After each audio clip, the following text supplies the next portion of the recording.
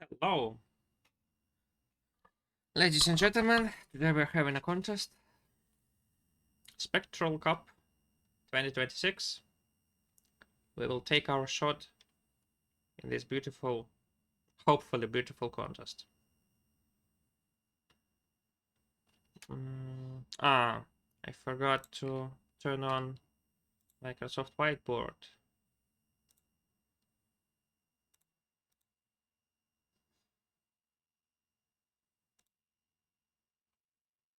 Okay, it's done. For some reason, it turned on this thing.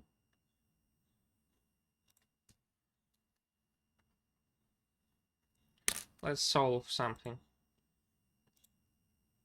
Let's go.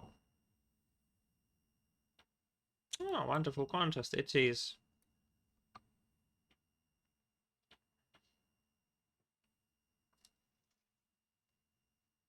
Mm-hmm.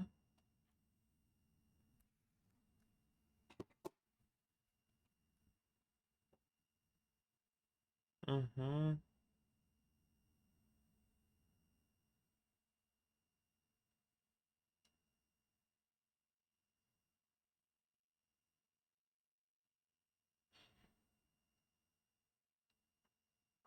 Okay, we just need to check that there is a subtask which costs 1.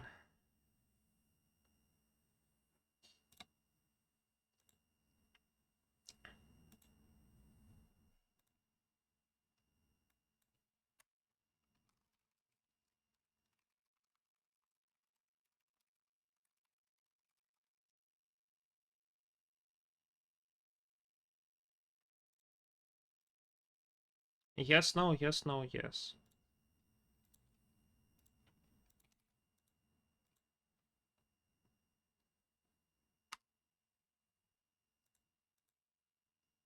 How come?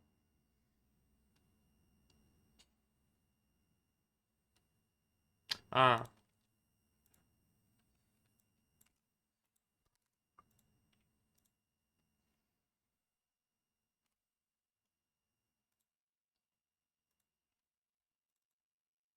okay, problem B.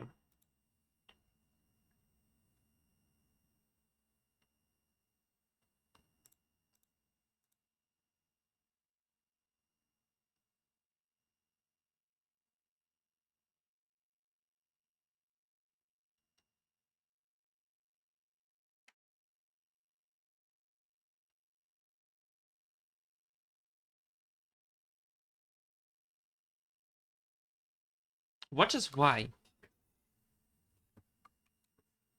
Mm.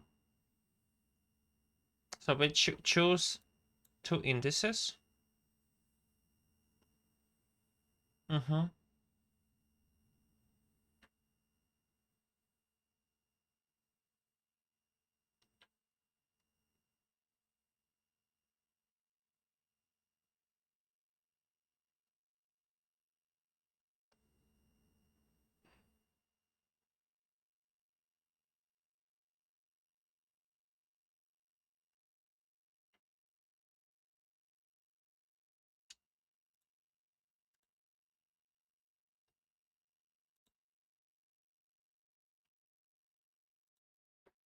So we swap 2 elements. We take 2 elements and swap them for each I. And also we say that this element is marked from now on. And we do that.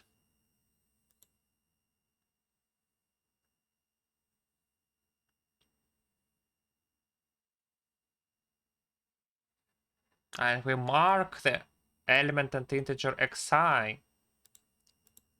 Okay. So I think we can...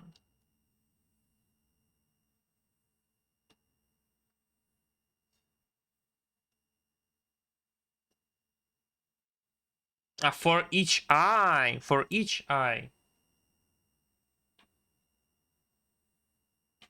So we reverse an odd subsegment. So we take an odd segment and we reverse it. But can we take y equals 0? Yes, we can. So we can do nothing if we want. But this means that actually...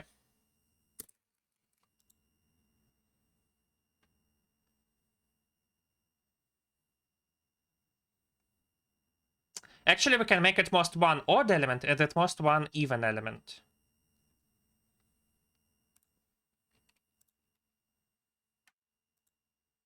So we read N, M, A, and X.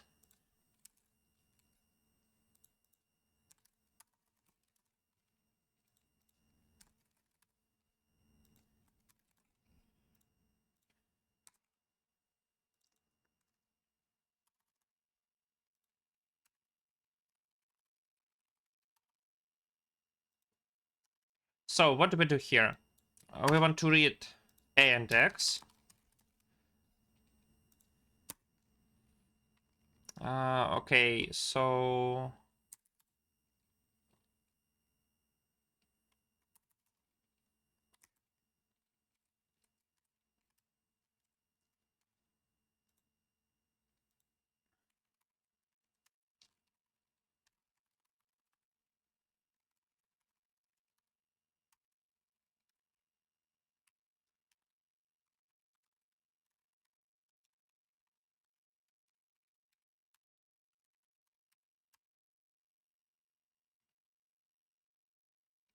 What?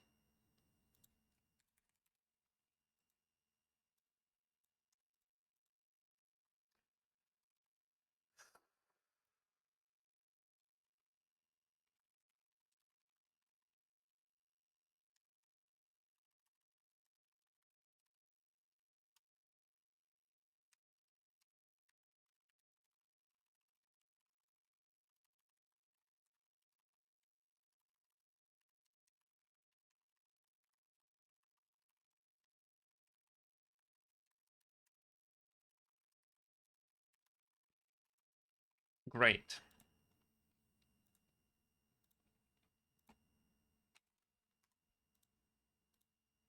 Six minus 20, 360. What? Ah, we want to take all odd, all negative elements and at least one.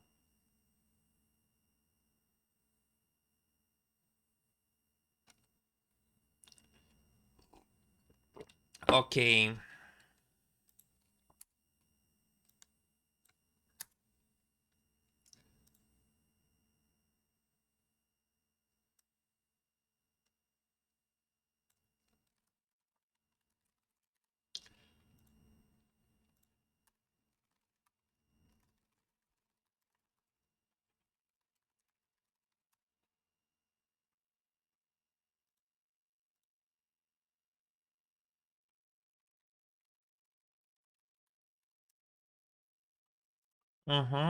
So when I've done this, I want to. I've already sorted them. Then I want to count.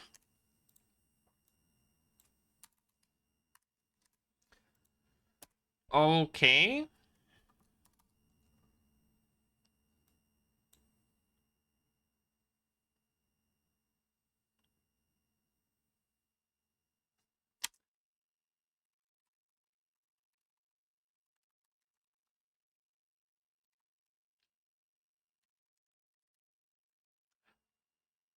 Okay, so what do I want to do?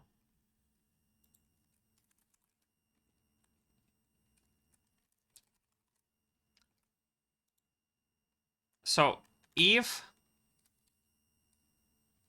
j is greater than 0 and m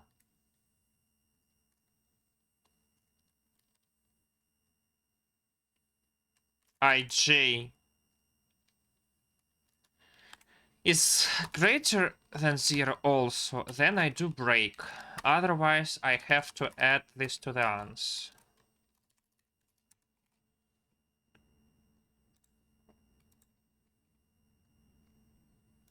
Why? But why it always said 1? 1 is a very strange answer.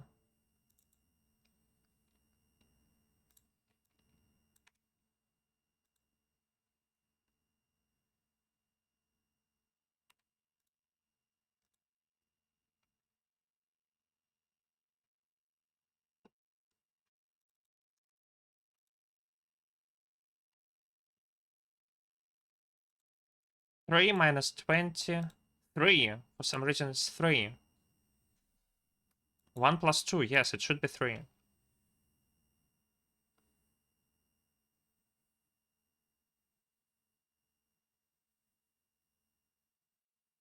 First of all, it should be minus minus x, probably.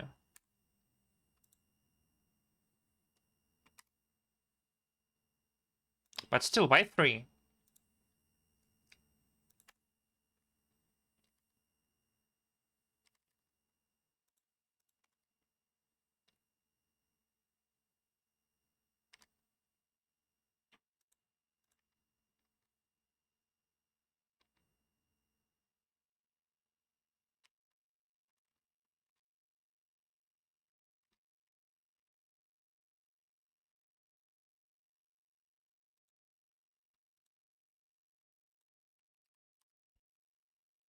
Ah, it should be 3. Why 6?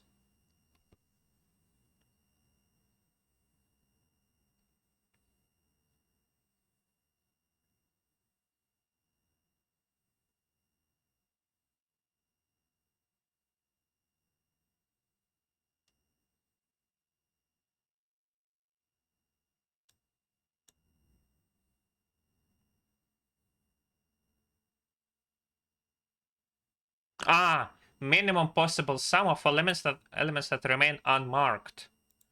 So I need to find the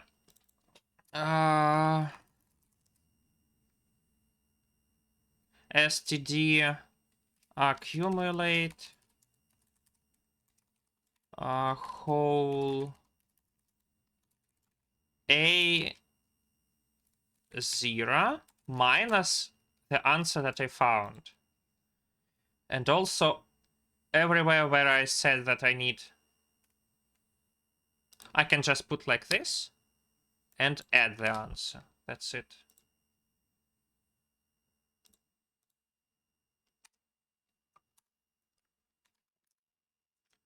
So 6 minus 20, 362, 637, 2 minus 25, yes.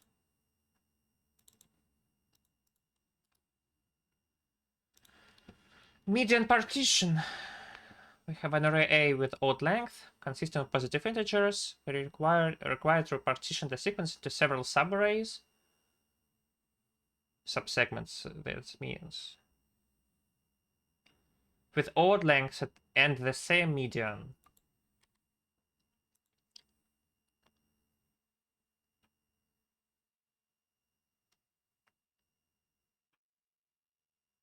Your task is to find the maximum number of subarrays.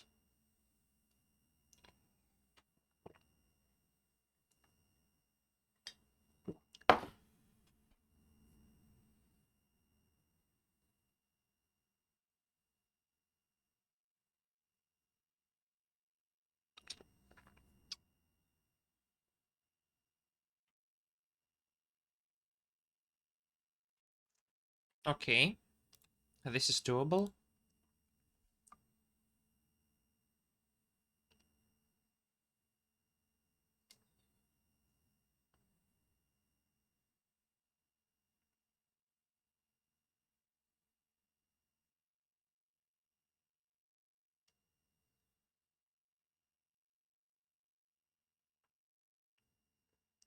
So how does it look like? It looks like we have several elements. Wait, what? Where is my pen?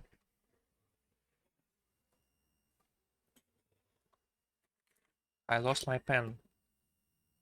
What the hell? How did I lose it?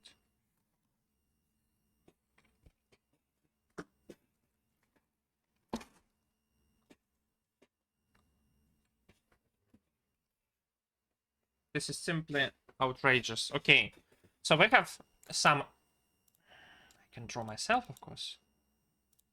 So we have some array, and we have several elements which are equal to median. So let's say that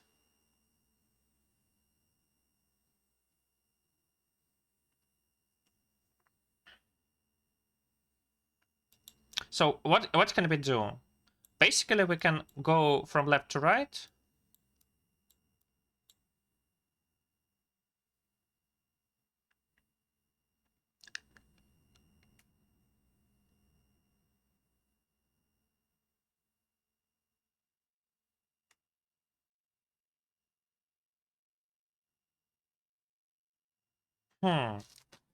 Actually, this is an interesting problem.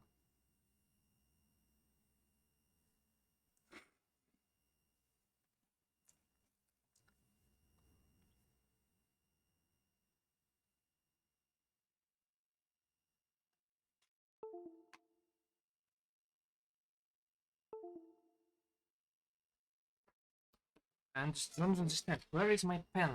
Ah, here it is. I found it. It's right on my table. So, what bothers me is that there might be several elements which equal to this median. So what do I mean by that? We have. So let's sort the array. So we have several elements equal to the median. So here they are.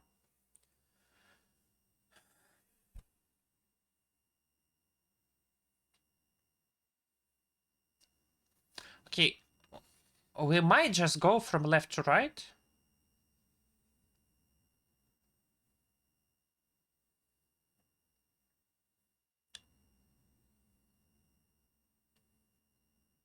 Yeah, we can do it greedily, I think. I think we can do it greedily.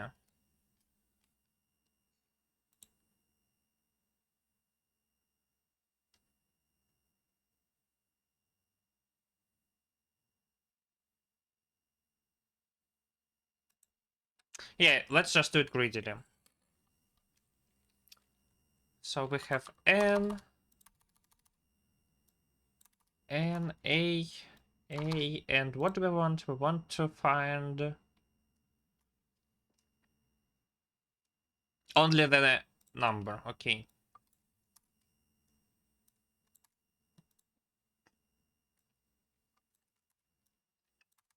So let's start with finding the median.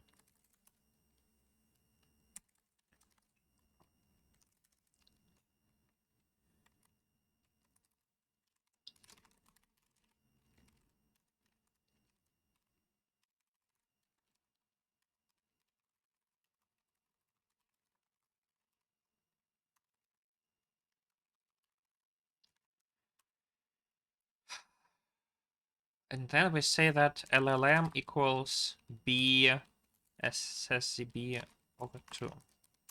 Okay, let's count the number. Let's count the elements which are smaller than m, and which are bigger than m.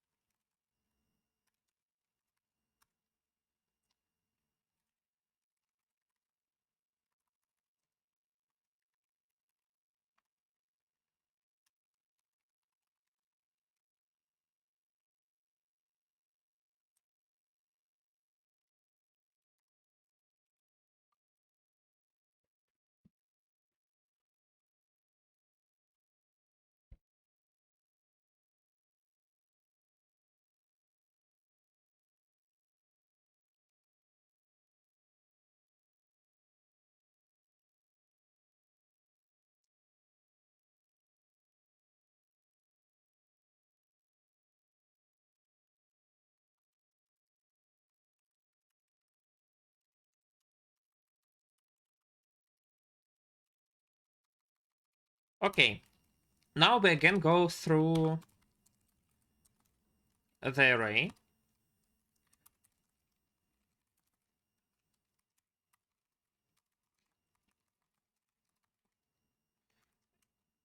And we check all its elements. So what do we want to do? And we also calculate current smaller, current equal, and current bigger.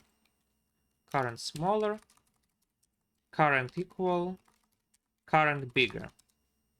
So we go through all the elements. What do we want to check? We want to check, is it true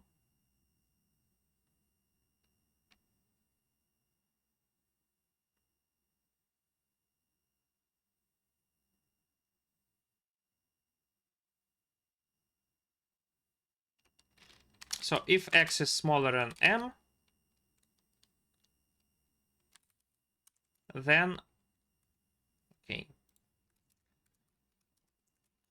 Plus plus cs minus minus smaller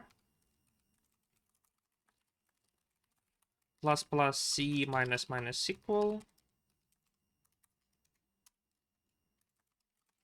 plus plus current bigger minus minus bigger. Okay, so we have calculated this. Now we want to check if we can cut off this part. How do we check it? So we want to check, is it true that c plus cb is greater than cs and c plus cs is greater than cb? So if this is true, and also we want to check the same thing for the remaining part. So we want to check that equal plus bigger is greater than smaller, and equal plus smaller is greater than bigger. And finally, we want to check that the sum is odd. So cb plus c plus cs percent 2 is equal to 1. So if all of this is true, then we increase the answer and nullify all these elements. Okay. And then we continue with the remaining part. However, if the remaining part is bad, we want to subtract 1 from the answer. So how do we do it? So first of all, if c plus cs plus cb... Wait a minute. I think we just always want to subtract 1 from the answer, and that's it. Let's check that hypothesis. No, for some reason, for example, here it says 3.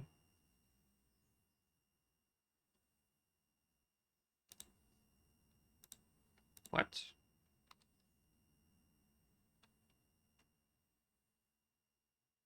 But why it says...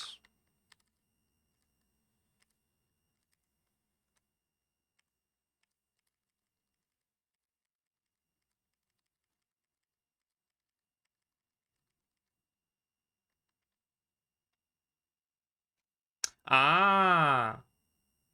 So I see if it is already all zeros.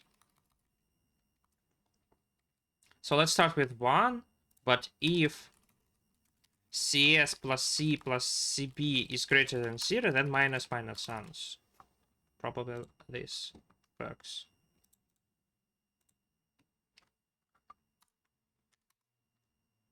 Three. What?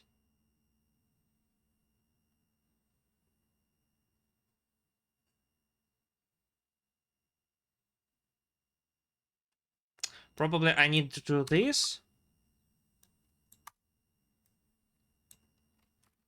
And here I need to check that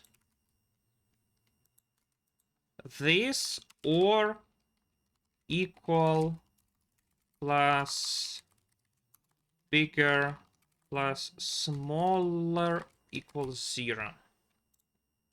Maybe this works. So 339, 113, 1355.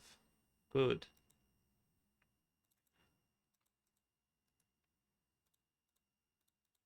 Problem D, permutation construction. So we're given an array A consisting of n integers. For an inversion in a permutation, we are 4. I haven't had wrong answers greater than 1 in a while. So what failed me? Interesting.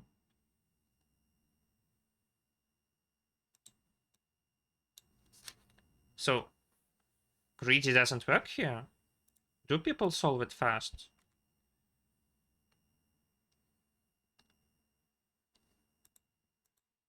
People do solve it fast.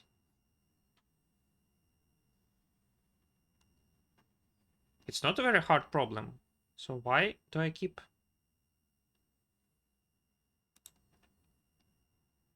getting some mistakes in it?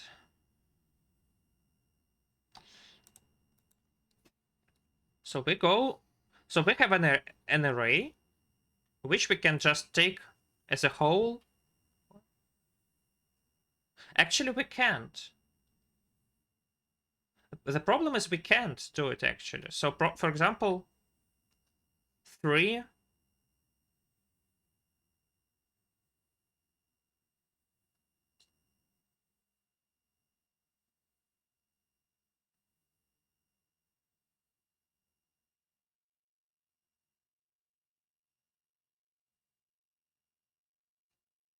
What?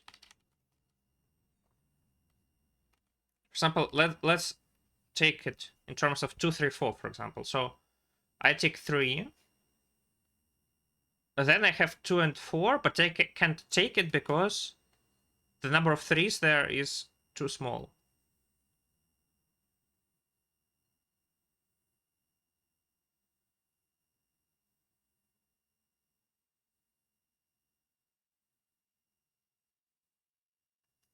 So what?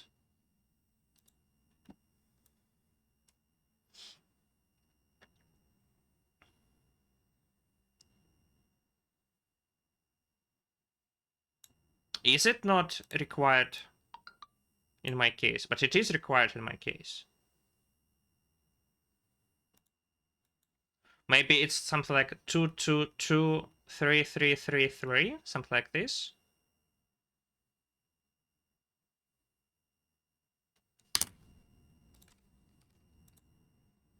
May it be something like this?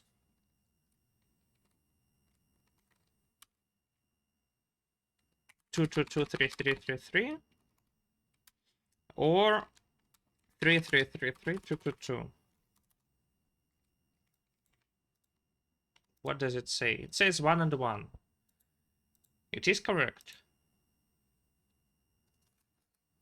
So why doesn't greedy work?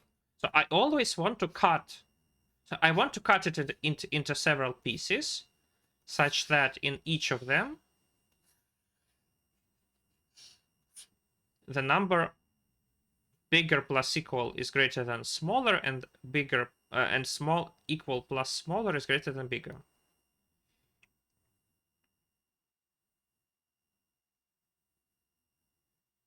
Maybe we can write it like s minus b by absolute value is smaller than e, but how does it help? I'm not sure about that.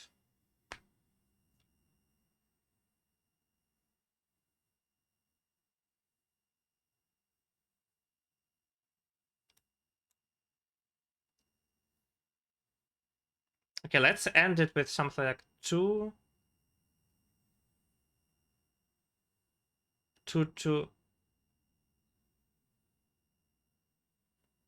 3, 3, 3, something like this. Yeah, because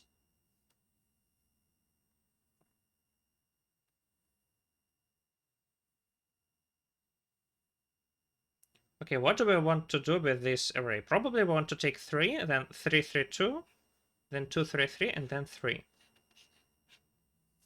Is it right? I think yes. But what will we get?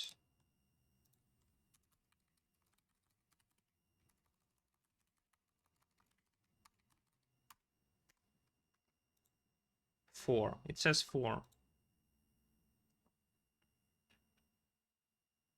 Ah, it is wrong because we need an odd array initially.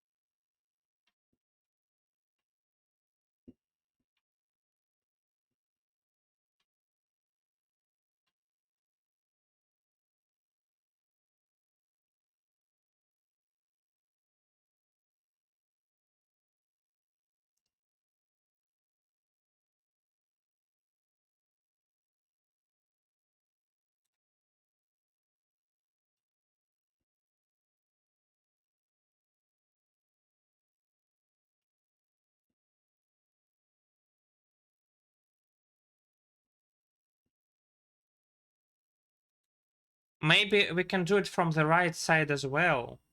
That's the problem. I think, yes, that might be the problem. For example, we have some elements.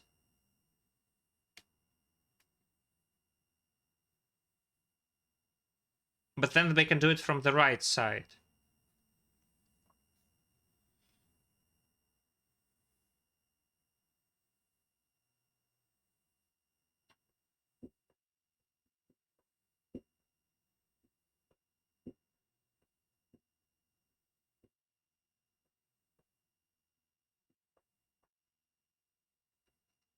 I don't even know what to say here.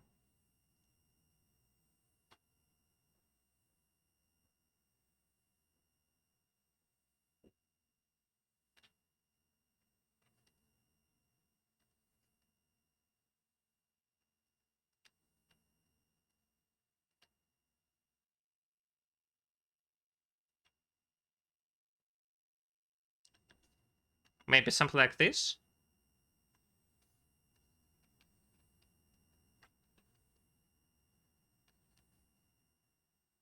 So what is the best way? The best way is probably to take this and take this. But it will try to cut this.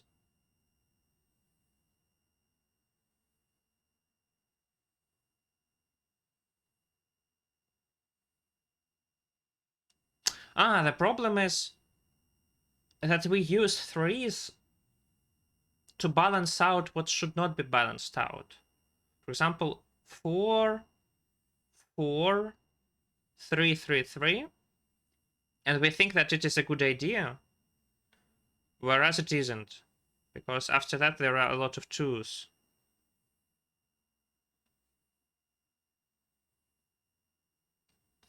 Yeah?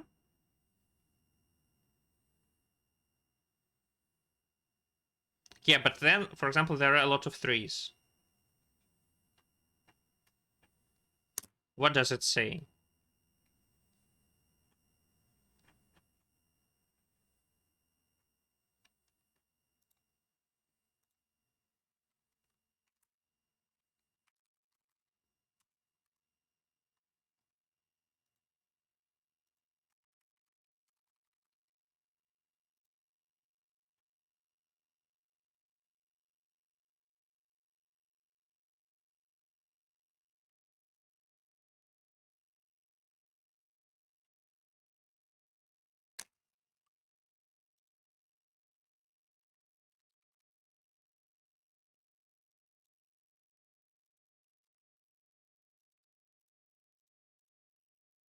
Five. It says 5.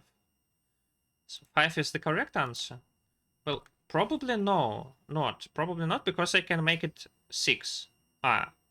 1, 2, 3, 4, 5, 6, 7, 8, 9.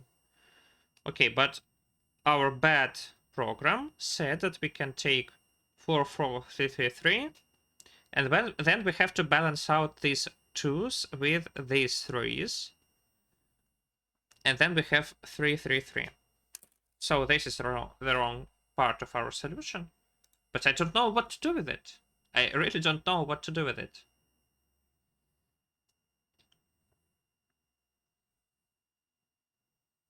So greedy doesn't work in this problem.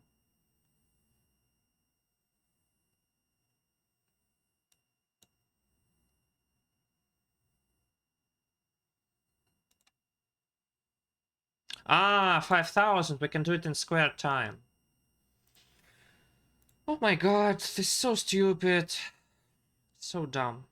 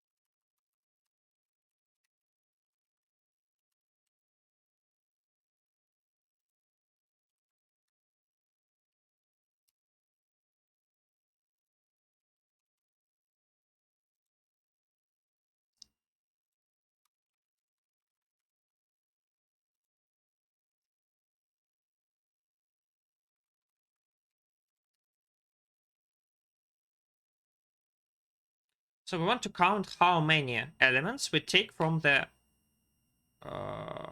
end. So we have I plus 1 elements. So we take from 1 to I plus 1 elements.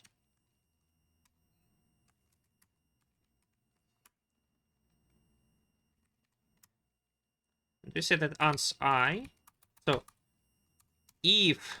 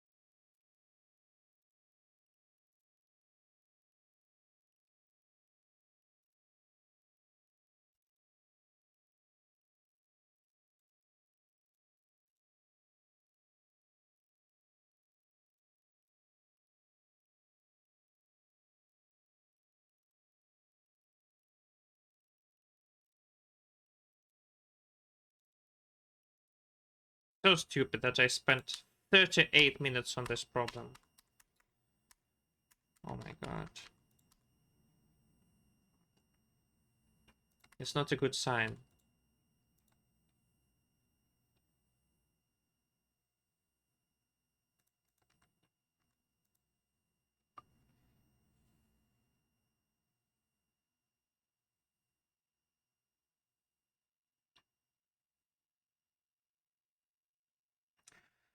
So we take two elements which are inverted,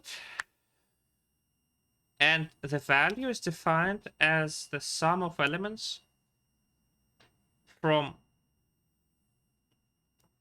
the left element to the right element exclusive.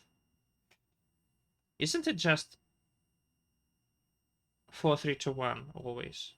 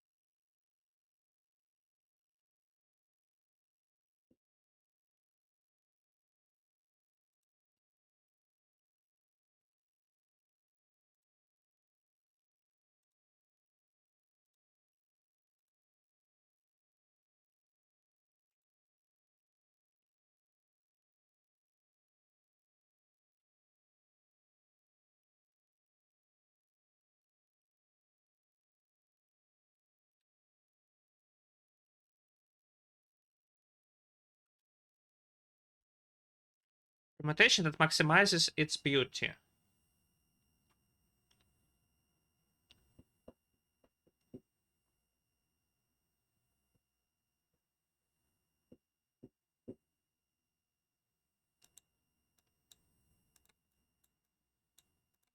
So probably if all elements are positive, then we just want to take the inverse order.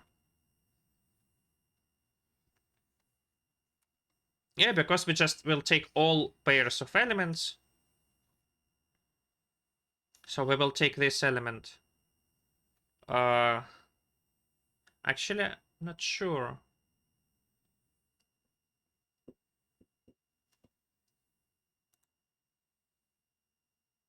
And of course, it's so big. I don't have a single idea how to do it. What's happening?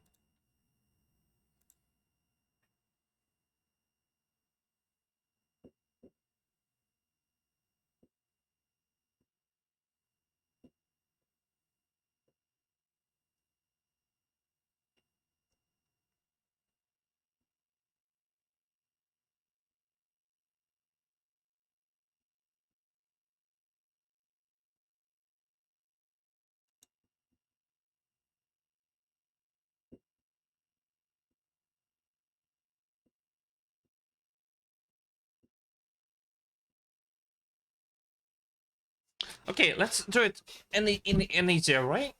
Let's take just any array. Let's take any two elements and suppose that,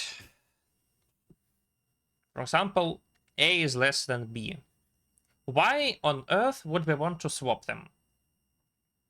Why on earth would we want to swap them if we have two such elements? So first of all, let's see what's happening. First of all, they will have an inversion now. Yeah, so now they have an inversion, and since they form an inversion, we add the left of these elements. So we just add B. So answer is increased by B. Secondly, each inversion.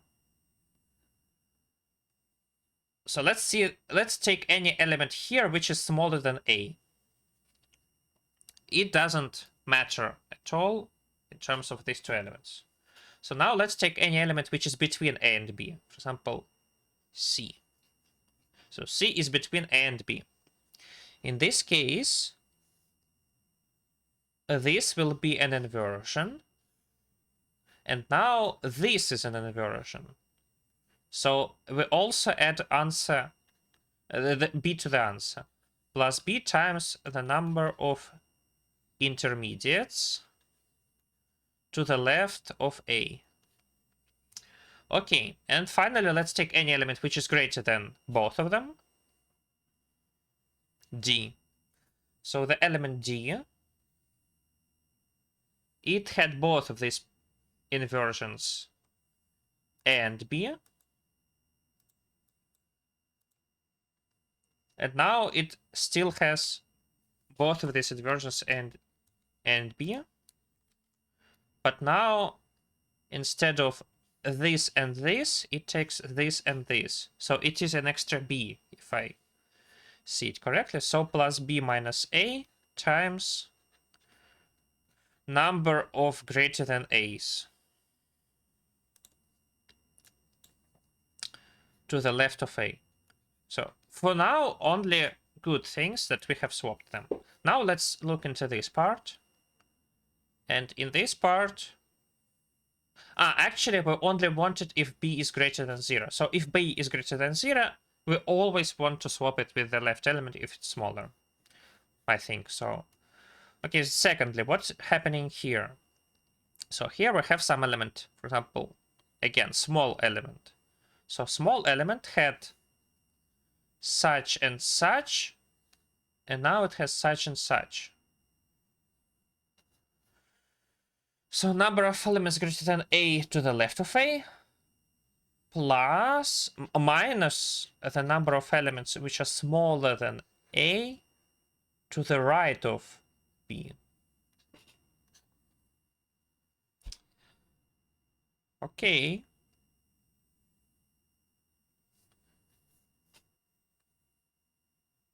Because each time this happens, we lose one B and gain one A. Secondly, we have some elements which are between A and B, and we also lose all of them, right? No, we don't lose all of them.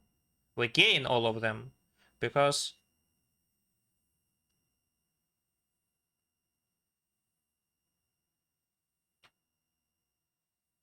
Wait, what?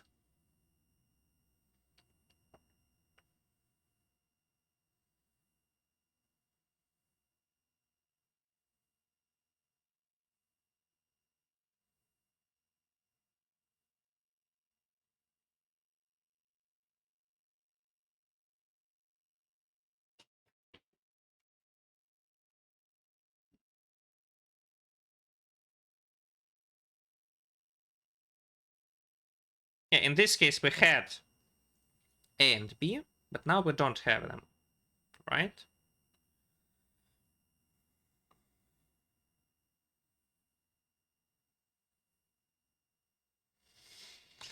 Okay, so minus, I think, minus number of elements from A to B, which are to the right of B, from B. And finally, let's take any elements which is greater than both A and B, and it doesn't, nothing changes for it. Okay. So if B is positive,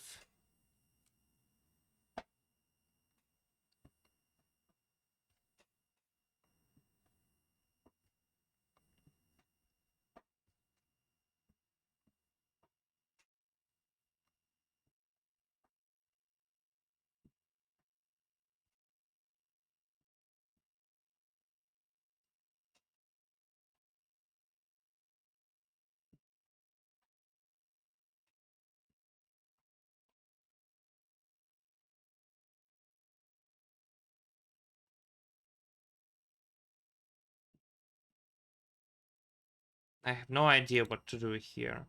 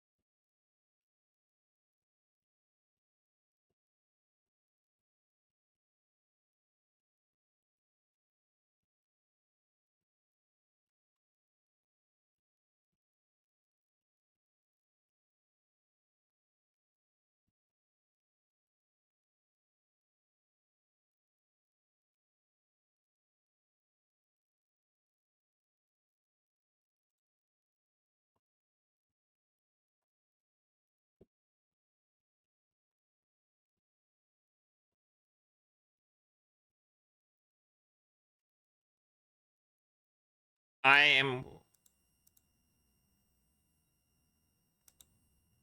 How do they do it? What's happening? How do they solve this problem? It is crazy how they do it. I really don't have any idea what to do with this problem.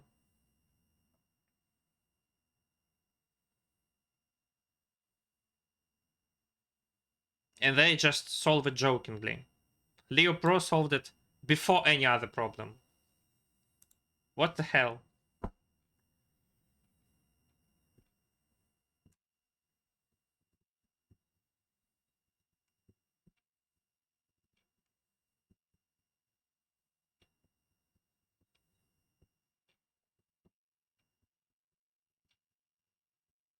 Stop. Inversion in a permutation.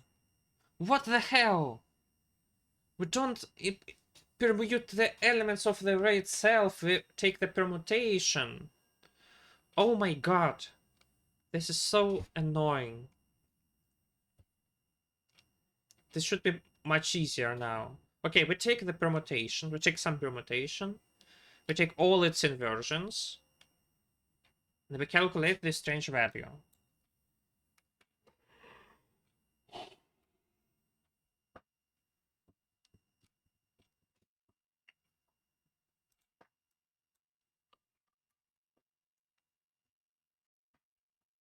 Okay, if we have a permutation,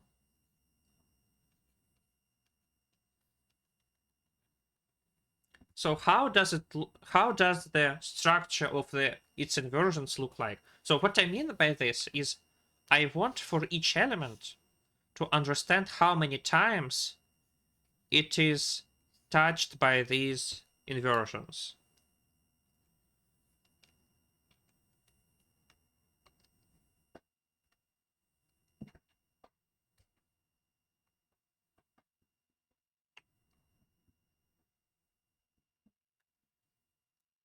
Okay, let's try again. Let's try again with the permutation P and the corresponding array A. So we have two elements A and B, and we swap them. Let's call them B and D, I mean. Let's call them B and D, and we swap them. Okay, what's happening now? So let's take any element which is smaller than all of them. A. So it doesn't, for it nothing changes. So now let's take C, which is between B and D. Okay, for each such element,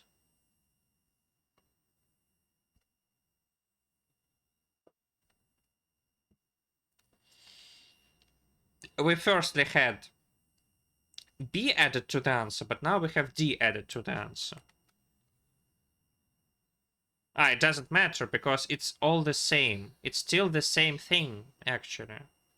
Yeah, it's still the same thing. It's both. Ah, no. What?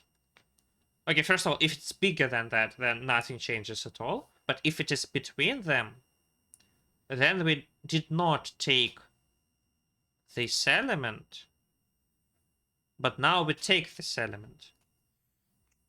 So if it is I and this is I plus 1, then what do we add to the answer?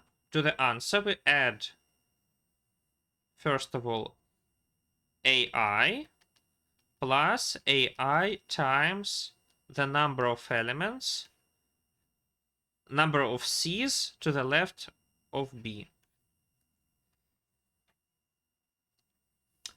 Okay, and then E's do not matter. Okay, now E's here do not matter because nothing, they are not even a inversion. A's do not matter, and C's, what do they do? So each time we have a C here,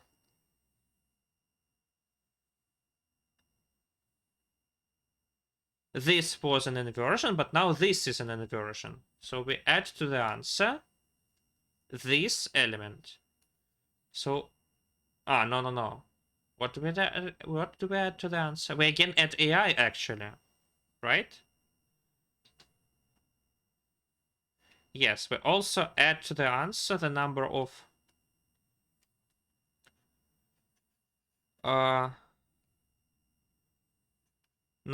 C's to the right of B, actually.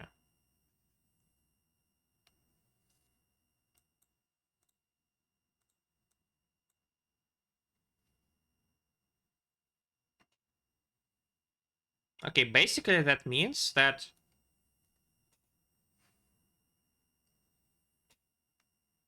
so if AI is positive, then we want to maximize this thing. So we always want to add it. But if AI is negative, then we always want to subtract it.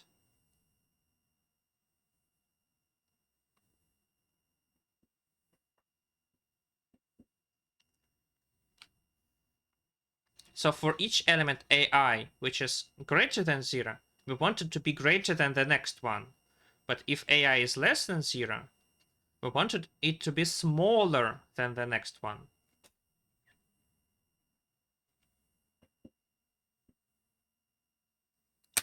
Maybe we can just take...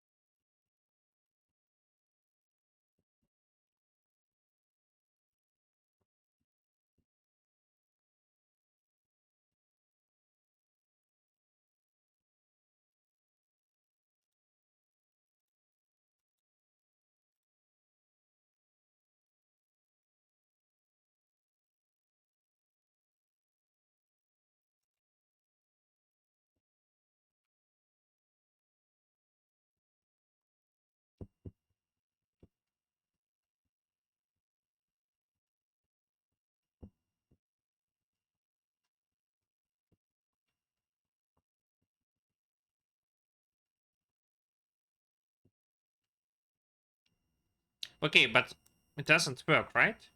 For example, if I have some element which is like negative infinity.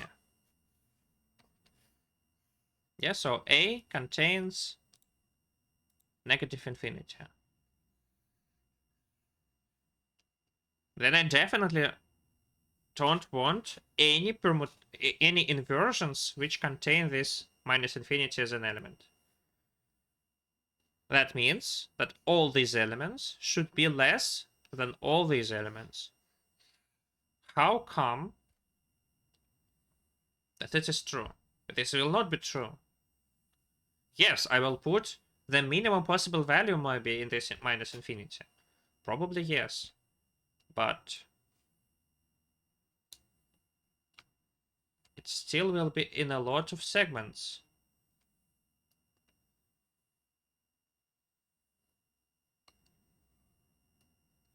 What the hell?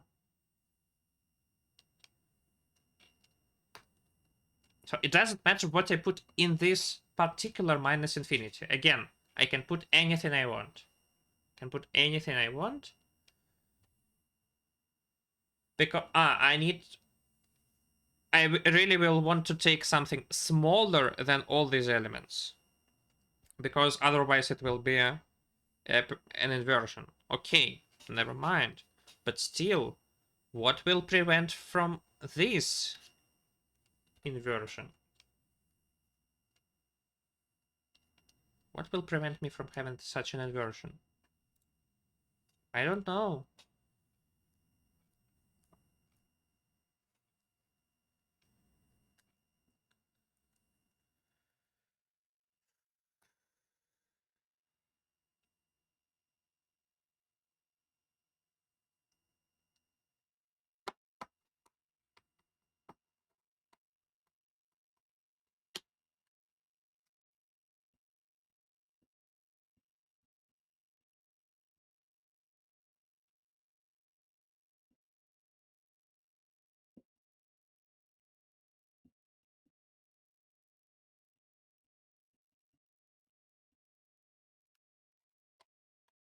Ah, we can go from right to left. Ah, we can go from right to left. We can go from right to left, guys. So I assume that I have already done everything that I could do, possibly. Then what do I put in this position? In this position...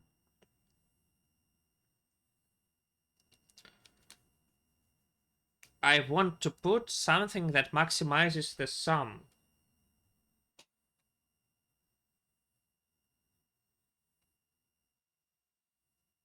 Maybe vice versa, from left to right.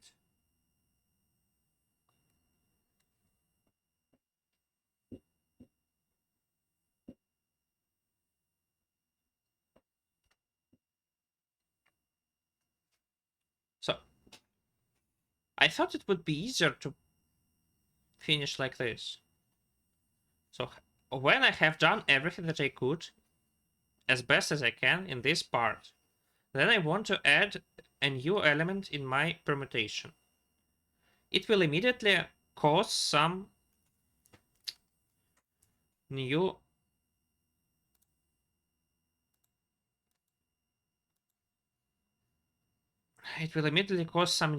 segments like this, but none of them will add this element. So I do not even care about this element.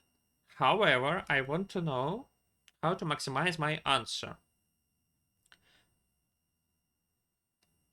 Is it true that I always want to take either minimum or maximum in this element?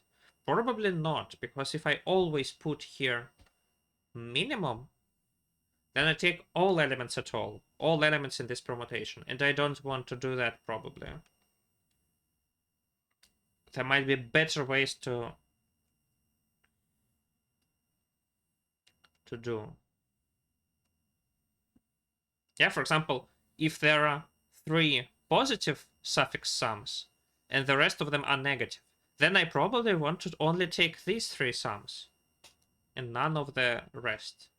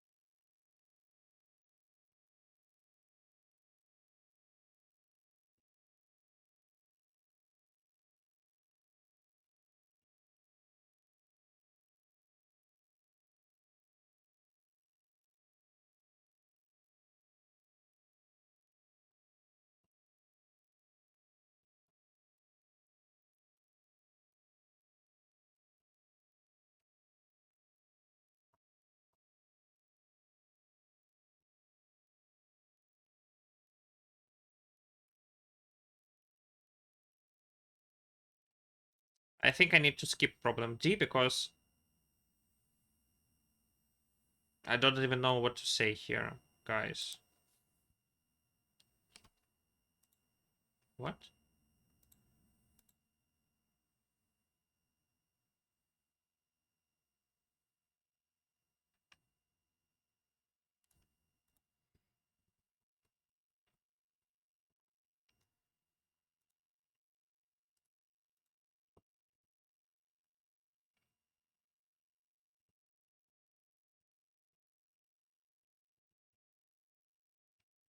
There are 2 hidden integers, k and c. K is 1 to 3, and c is from 1 to 2 to the power n minus 1. C is not 0. Before any interaction, you need to tell the jury a non-negative integer a, which is at most 2 to the n minus 1. The grader will then use a. What the hell is grader? As the initial element in the set S. Initially S equals a.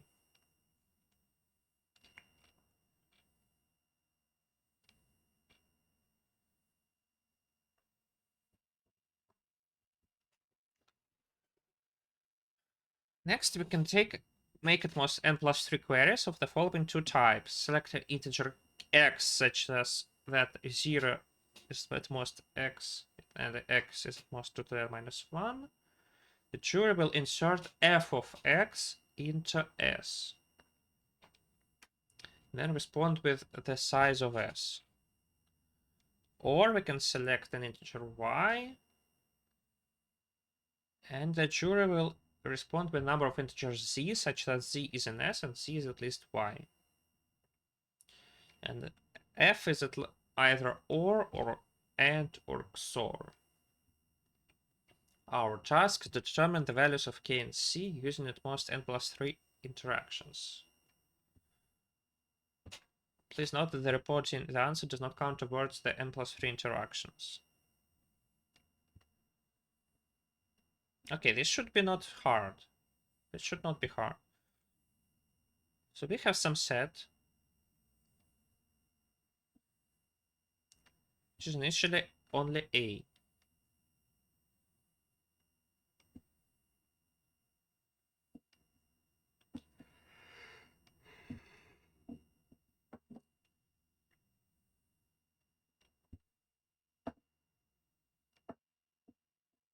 Okay, I'd like to put 0 initially. So let's put initially 0.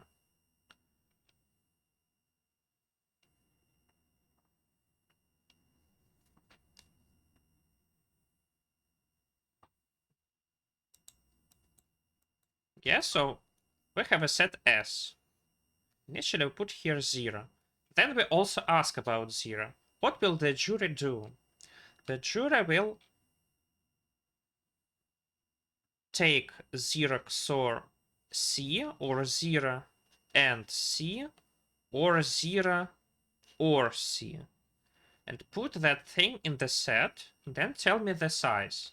So let's do it. It does it. Puts it here.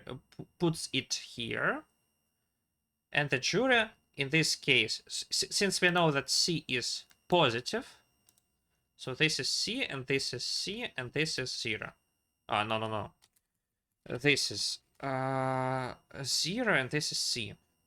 So in this case, it will tell me 1, and in these two cases, it will tell me 2. So in this case, I already know the value of k. Okay, in this case, I can put here the second thing, which is 2 to the n minus 1. So it will be C. It will be put in this set, and then with binary search, I can find the exact value of C. This is easy. Okay, what to do in these two cases? In these two cases... Okay, I can now tell 2 to the n minus 1.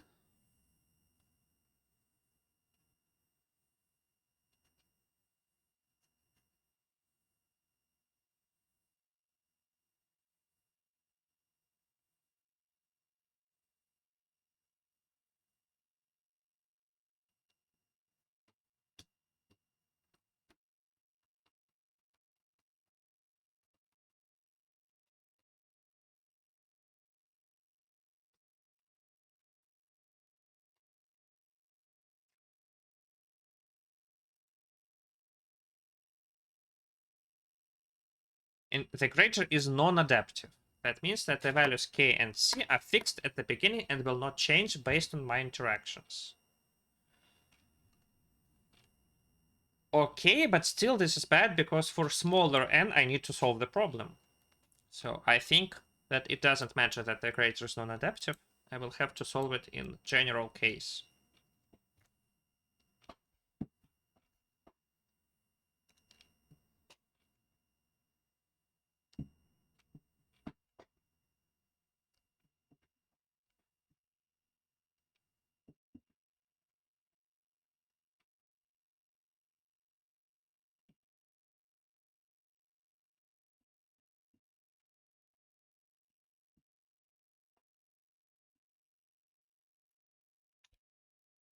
Oh my god.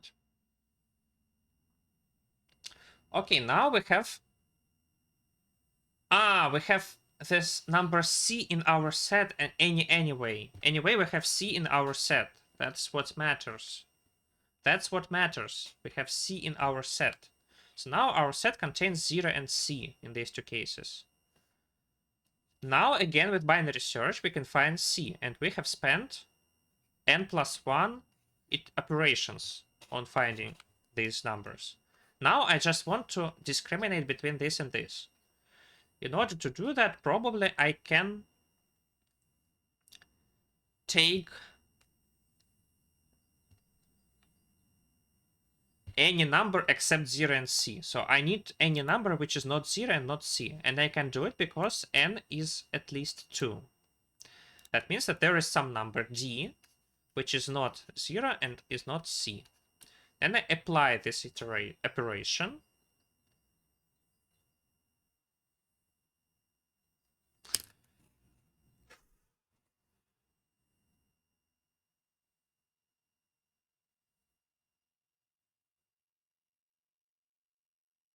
Ah,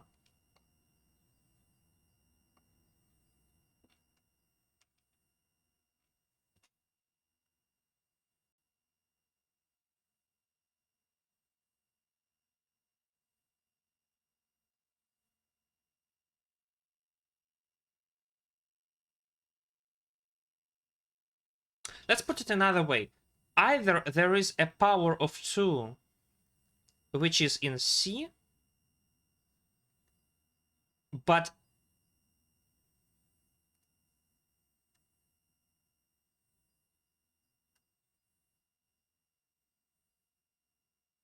yeah, there's just a power of 2 which is in c, and c is not equal to this power of 2. Or c is a power of 2, but then there is a power of 2 that is not equal, that is not in c.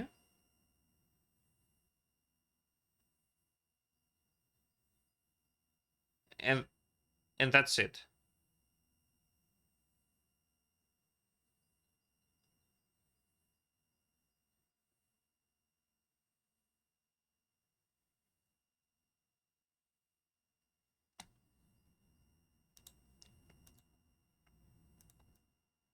No, I want to say that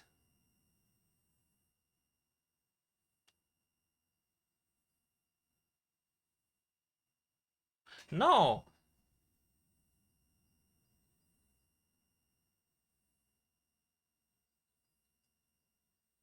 Okay, let's just take any number d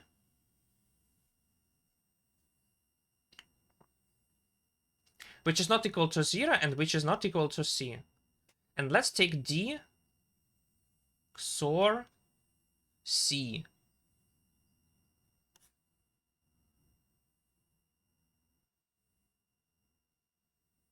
Then if I take c XOR d XOR c,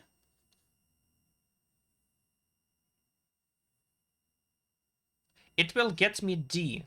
But if I take c or d XOR c, then I'll get what?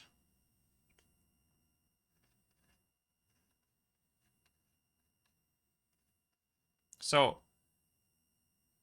d XOR c here is 0, so 0, here is 1, so 1, 1, 1. So it's basically c or d. I can't. Okay, also I want d to not be equal to the power n minus 1.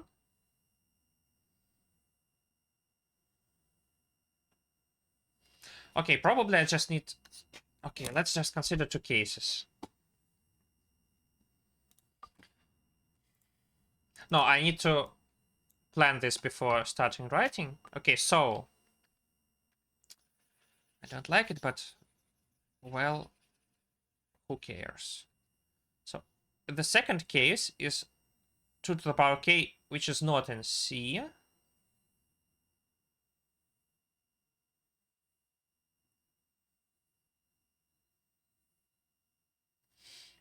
So why am I interested in it? Because I can tell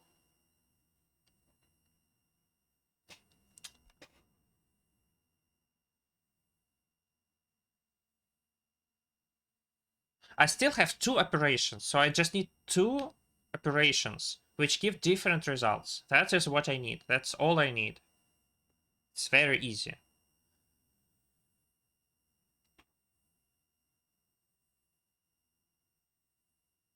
I just need two operations. I can do two operations. So I simply say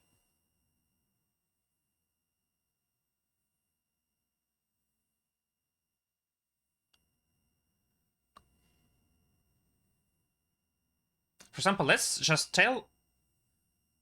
I can't. Okay, let's just take any number d which is not equal to c and say d. Can I do it? Okay, probably not. Probably I can't.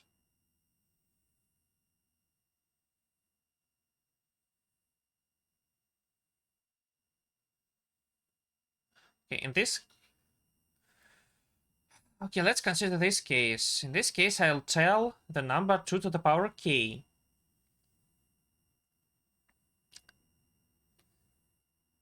And then...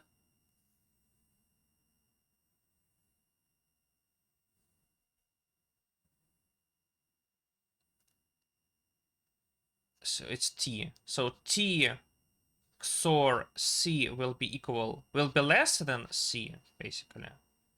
But t or c will be equal to c. So here I will... And also, since they're not equal, it will be another number, not 0, not c. So here I immediately get 3 and here get 2. However, there is also a case where 2 to the power k is not belonging to c. There is such a power of 2 which is not equal to c. In this case, if I tell it... let's tell just 2 to the power k, t equals 2 to the power k plus c. Then t XOR c equals t, but t XOR c equals... or this is OR and this is XOR. T XOR c will be equal to...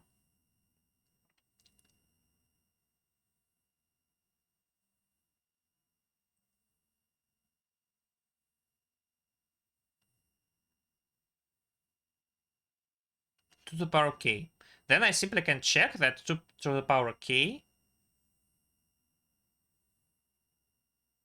is in my set or not. Oh my god, okay.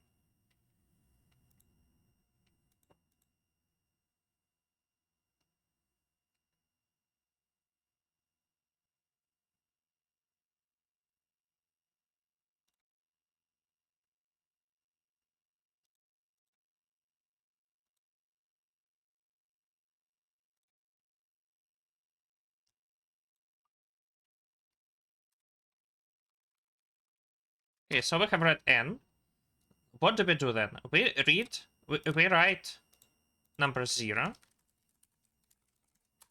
Then we want to make n operations. So what do we do? What do we do? Firstly, we just say 0, right?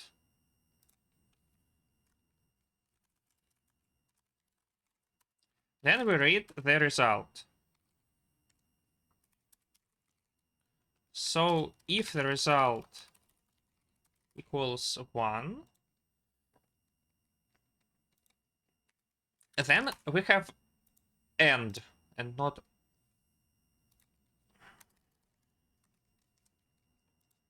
k equals 1, else k equals 2 or 3.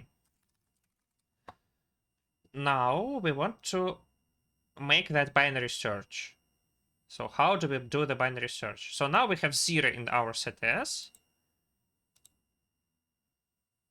We have 0 in our set S. Now we write this number. We again redress, and then we want... we know that there is exactly number C in our set, and then we want to apply the binary search. Okay?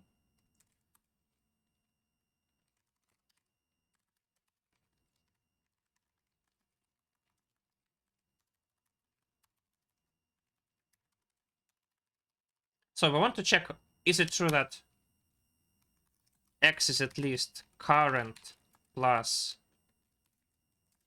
1 to I, 2 to the power I. How do we do that? We simply tell this number.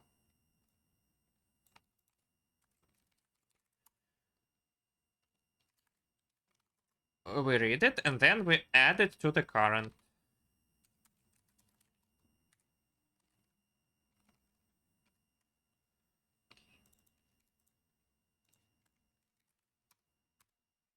In the end, we know the number, and we also know the... we want I, Q, and A.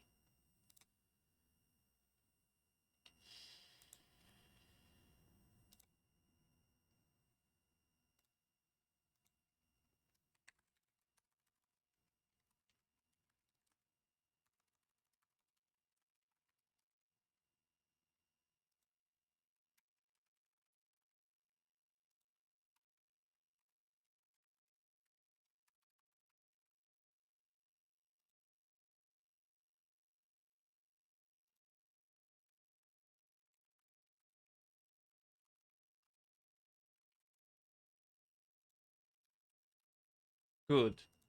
Otherwise, we know that k is equal to 2, and now we have C in our set, so we again can make the binary search. Let's do the same thing then.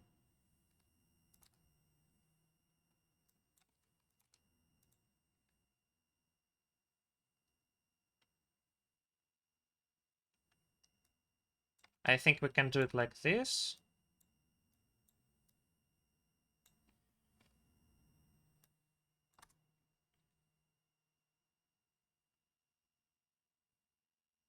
So we have found...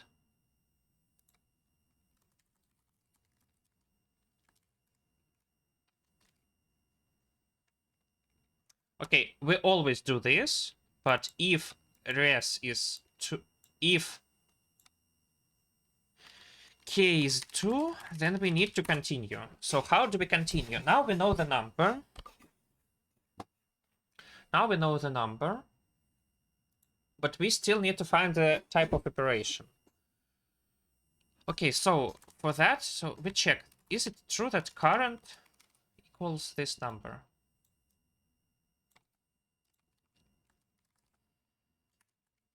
So if current is equal to this number, we simply print 1, for example.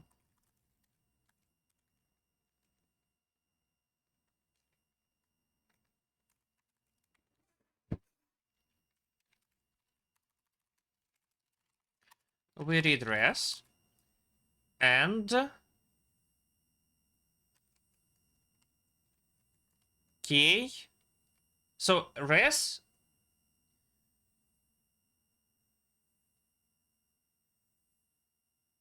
if it is OR, then res is 2, but otherwise it is 3.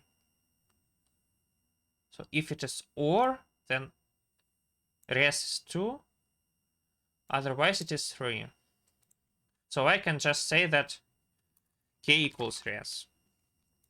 Else, I have some power of 2.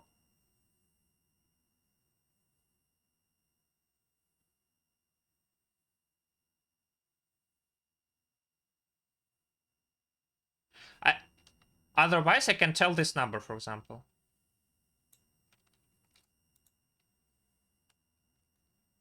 No. Just... okay. For example, I can tell I this. For example, then I skip it. And then I ask you, and again this number.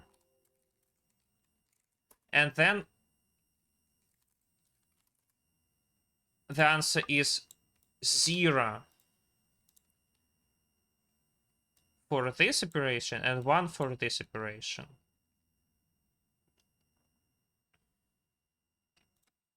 So ans equals 3 minus res.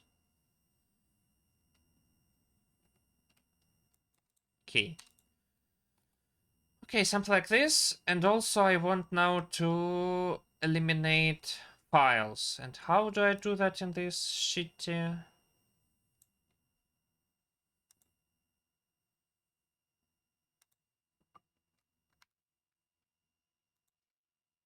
Yeah, like this. Shitty template. Okay.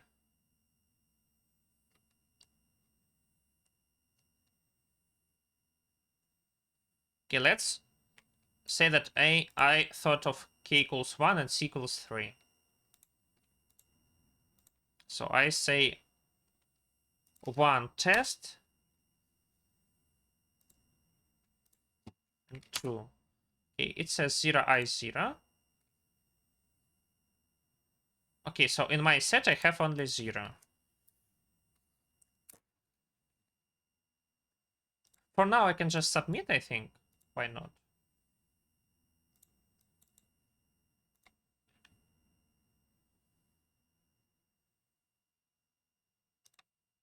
Okay, I have 0. And k equals 1 and c equals 3. Therefore, it is the OR operation. This is the AND operation. So I calculate f of 0, which is 0. So I put it into this set and I say 1. Okay, now it says 3. Why did it say 3? I don't know. It should not say just 3. It should say operation and then 3. So I need to fix this. This is Q.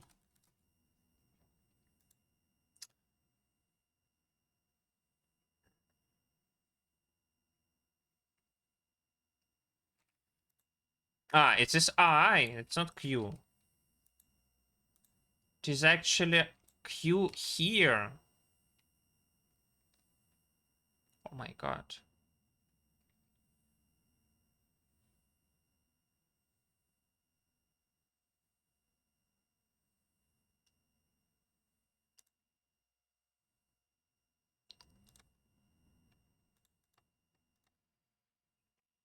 Okay, again, 2.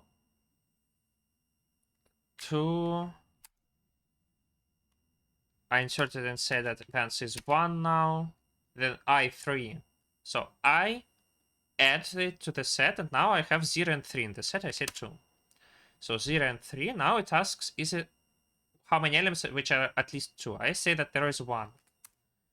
How many elements which are at least 3? I also say 1.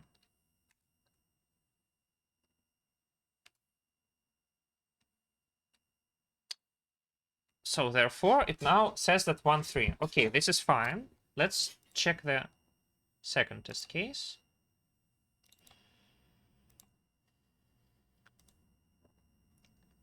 In the second test case,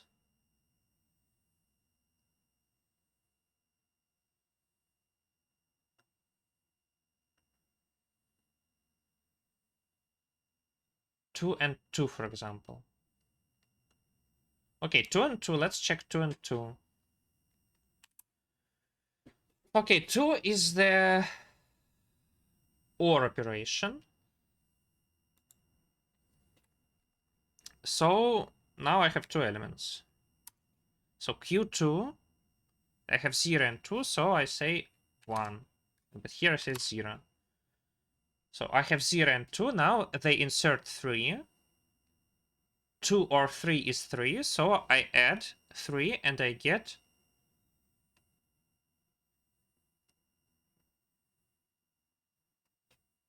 0 to 3, so I say 3.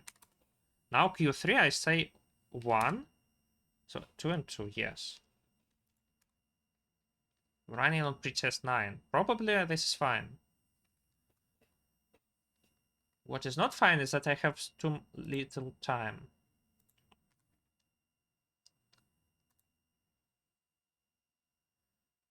Okay, let's test, I think. Problem F. We have an undirected graph with n vertices and m edges. The ith edge connects vertices u and v and has a weight. For every path, let the weights of the edges in it form a set S. Then the length of this path is defined as max. Let these uv denote the minimum path length among all paths starting at u and ending at v.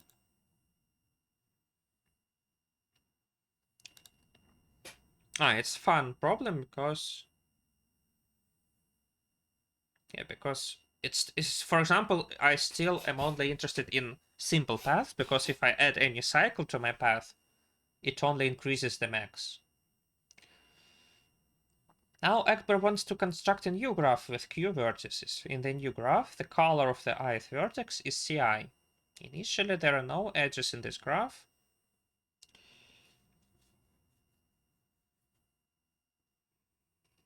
If Ekber adds an edge connecting u and v, it will cost this cu cv time.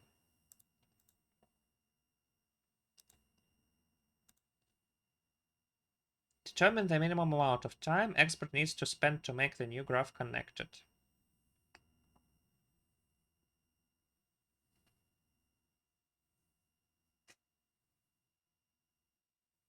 Okay, we have some initial graph with some edges, weighted edges. Next line contains q integers, ci.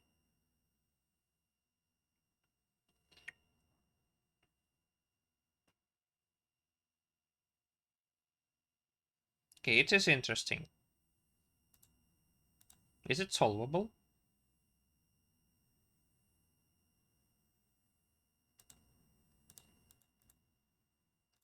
We will not know because nothing works. Okay, for now it doesn't matter. Let's see. Let's look at this problem. So we have some graph.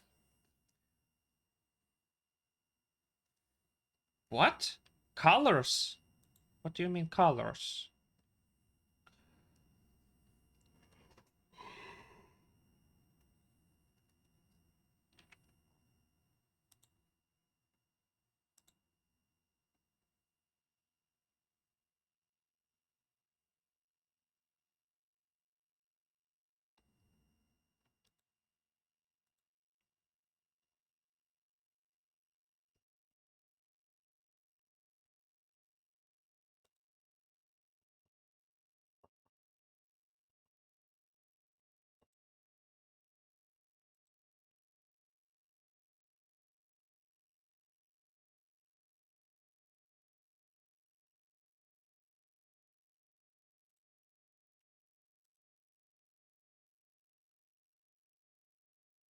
All these people are geniuses. I don't know.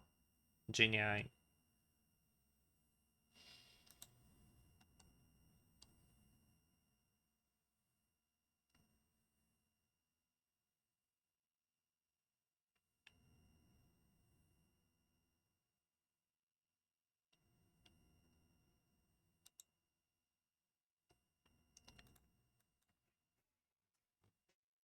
Okay, G. So I have some graph, and now I have... Can I take the same vertex? Yeah, I can.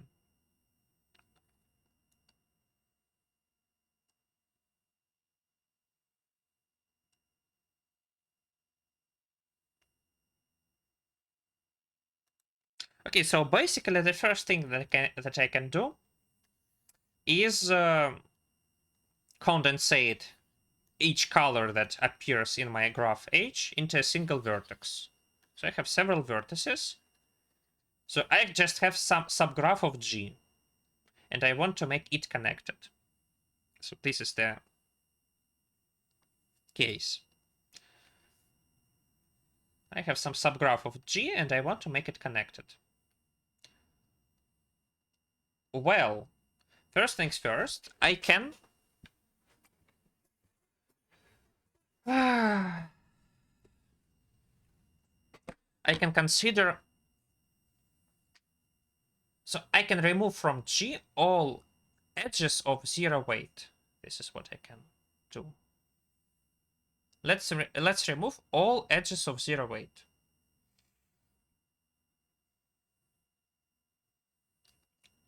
After I've done it, after I've removed all edges of zero weight, I have several connected components,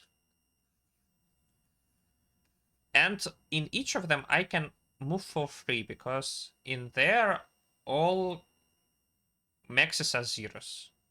So I have several connected components.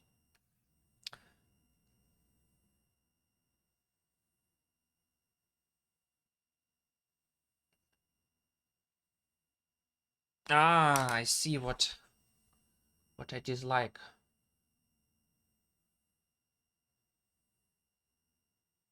Or why dislike?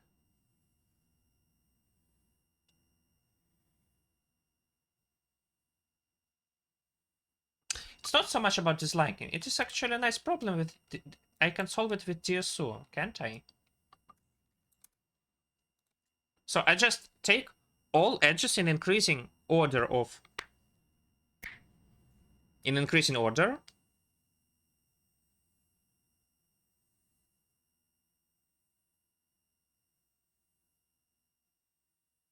Wait, what?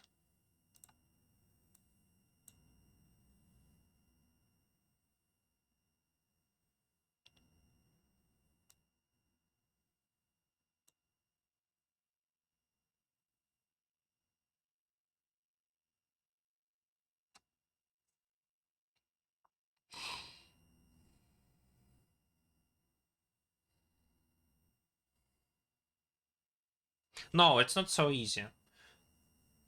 So for example, I want to get from this vertex to this vertex.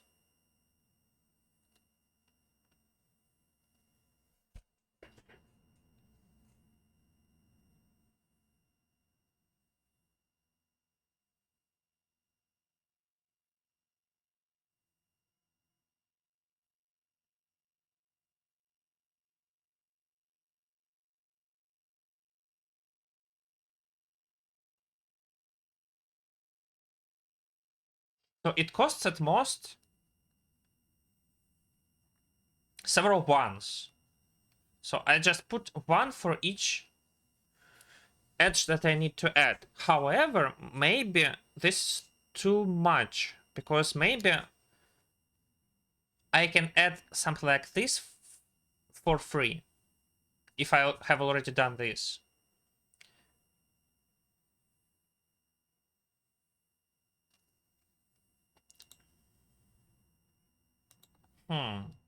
Interesting problem. So again, let's condensate it. Ah, I can't condensate it. Condense. I mean, I can't condense because...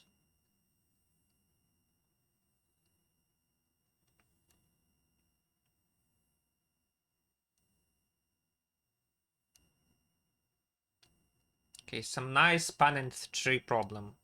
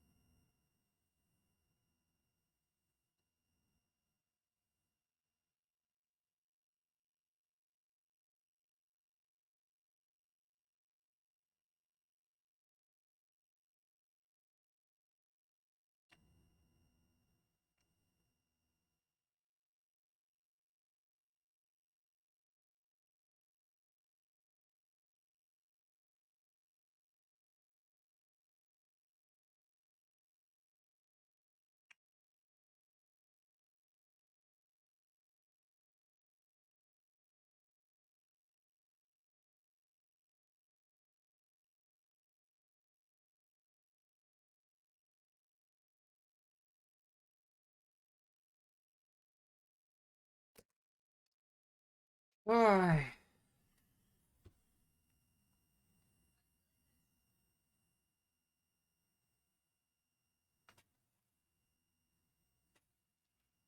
So first of all, let's condense all such things into one vertex. This is easy and this is fine to do. And then there is fun.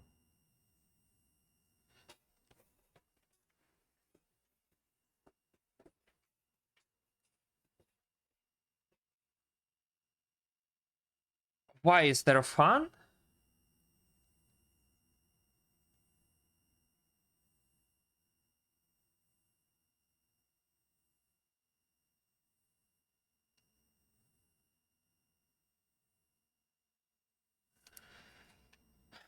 Q is large, isn't it? Yes, Q is large.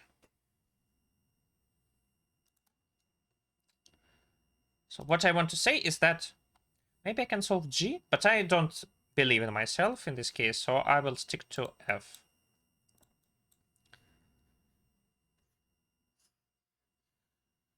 I can at least look at G, but most probably we will solve F. We'll try to solve F. We're having a tree of on the vertices. Value of a pair is the size of the largest component after removing all edges on the path from U to V in the original tree. For every I, we want to find the number of pairs, satisfying that its value is I.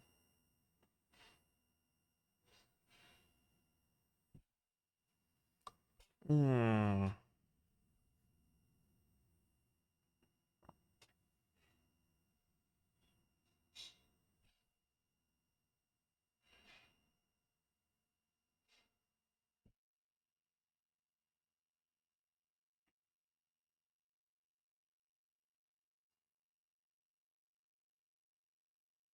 No, we will not solve it. Problem H.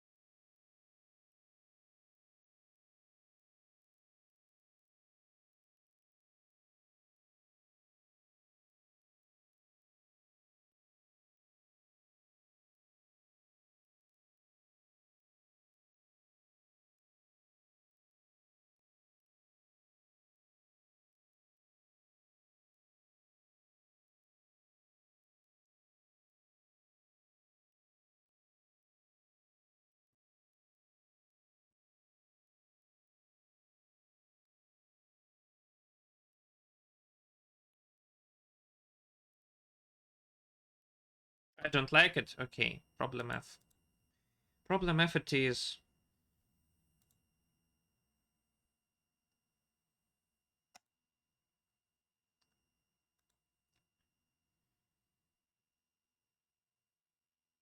Okay, so first of all,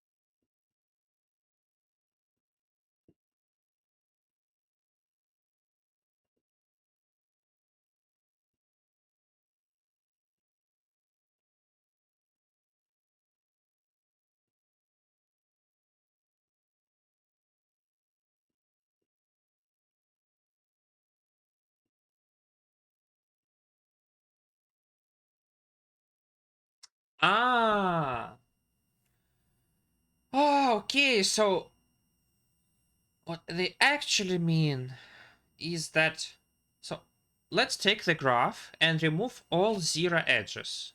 So the remaining part is divided into connected components, and in each of them we can get between vertices for cost of 0. Then again, let's return all the edges, then remove everything except ones. And in this graph we can get safely between the vertices for the cost of 1.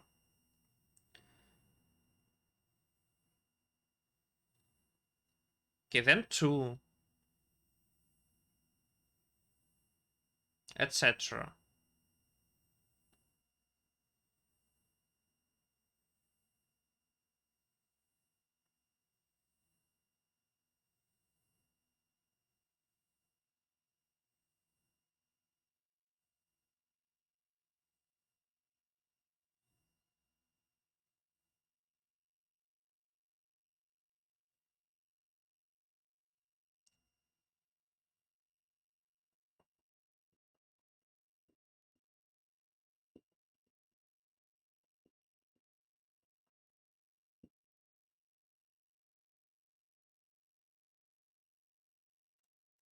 So what? How does the graph look like? So we have some graph. So we have some graph.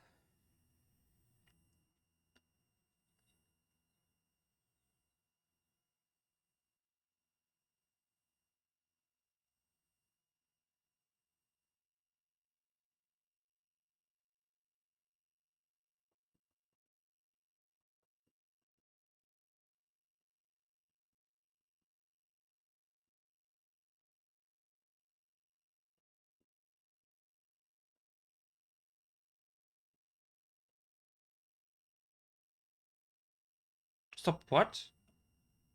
It's a hard problem. It's a hard problem of finding the minimum spanning tree of a subset, not of all set of vertices, but of a subset. It is very hard, isn't it? It's a very hard problem. What the hell? Ah, it's not hard in the meaning that we can't add any extra edges. Oh my god. What are you doing to me?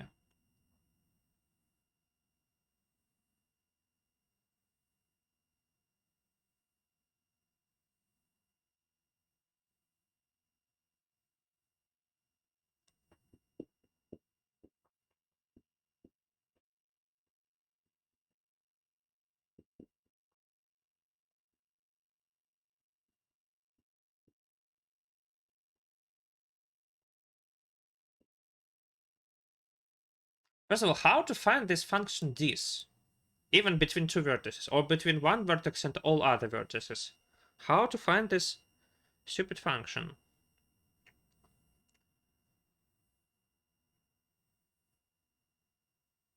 Actually, don't exactly know. Uh,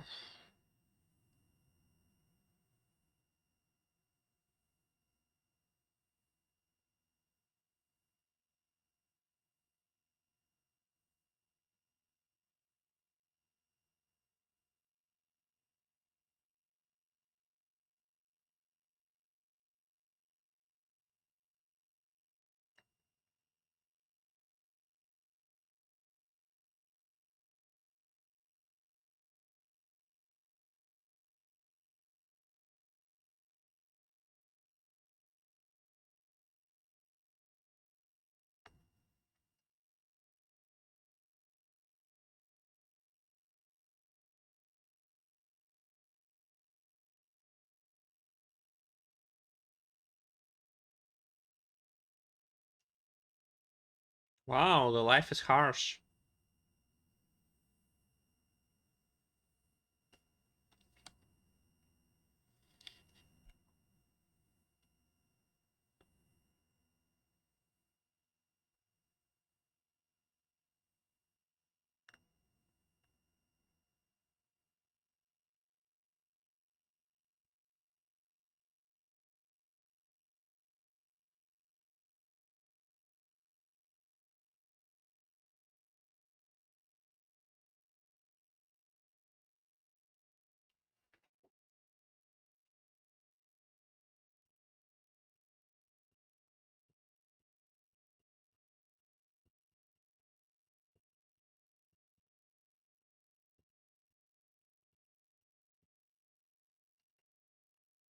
First, I can check that the graph is, this subgraph is connected, of course. This is easy. However, after I've checked it, there are still a lot of problems.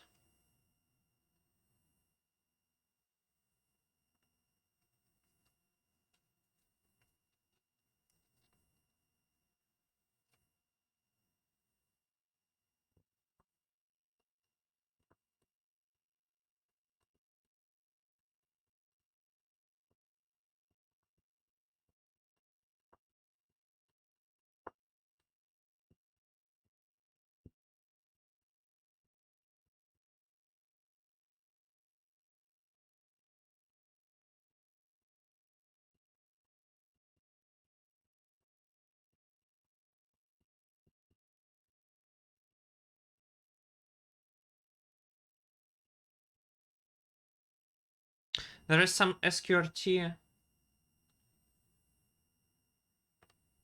decomposition maybe of this problem, because you know, if for two vertices A and B this dis is very large, this means that any path between them contains all numbers from 2 to some number k minus 1. However, this is also true for vertex C, from which we can go to here and here. So basically, I don't believe that there may be very many cases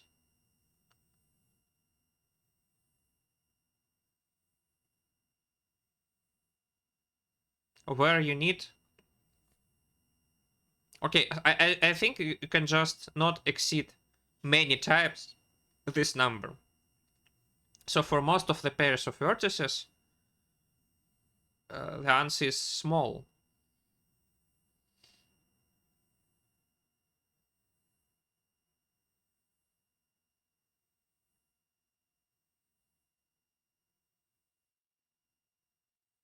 Okay, so the process will be like this. So let's remove all zero edges. So we remove them. Now the graph has some connected components. It has them since we have removed all zero edges. Now let us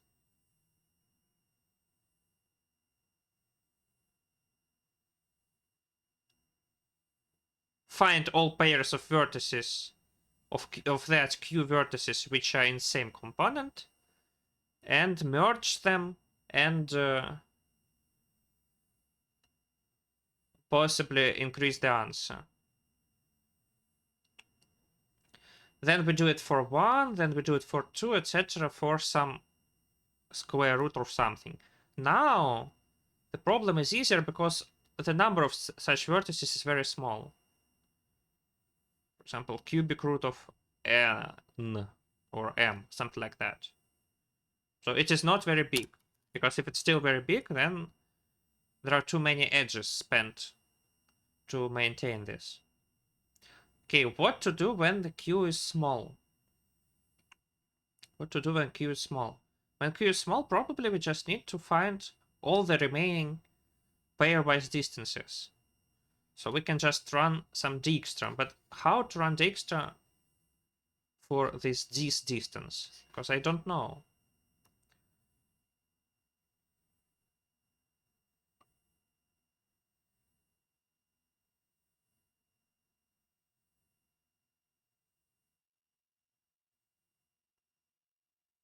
Ah.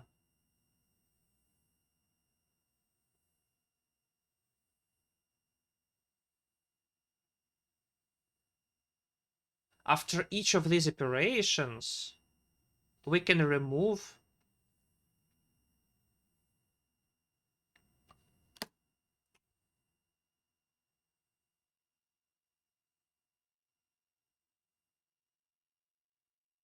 after each of these operations, we can merge all pairs of zero vertices, because now it's free to move along such pairs of vertices. It should be free.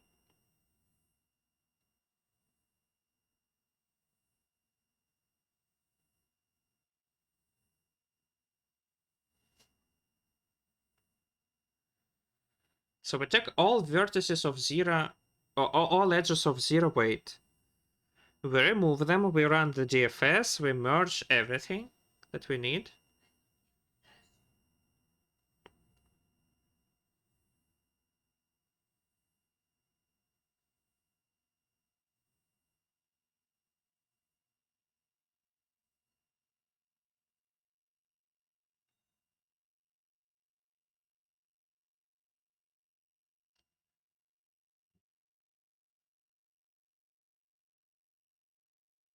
Okay, for the remaining vertices, maybe I can run binary search. No, what? No binary search.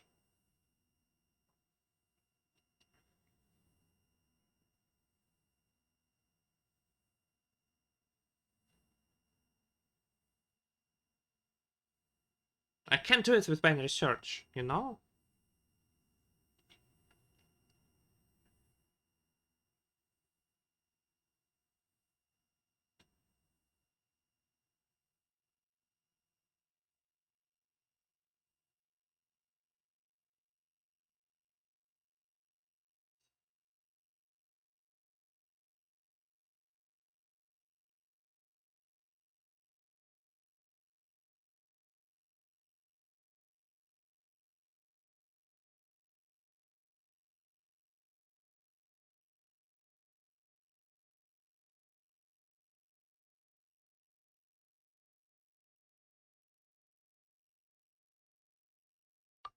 Okay, let's do something. I don't know. Too little time, I will not be able to solve this problem, unfortunately, but I will still try, but time is not on my side. This case.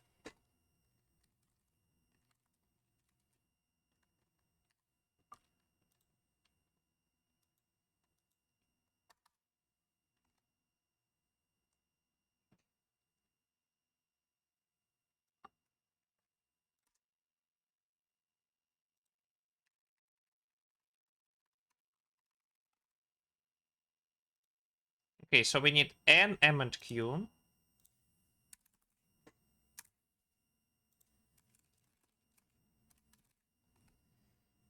Return false. Then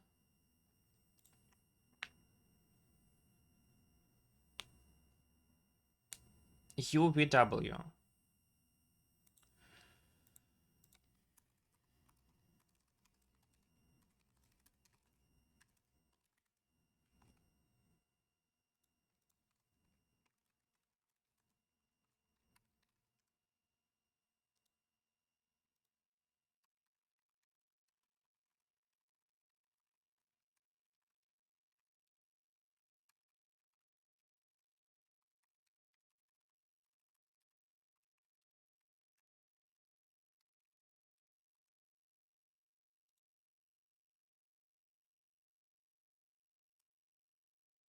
Next line contains q integers, indicating that the color of vertex I in the new graph is Ci. Okay.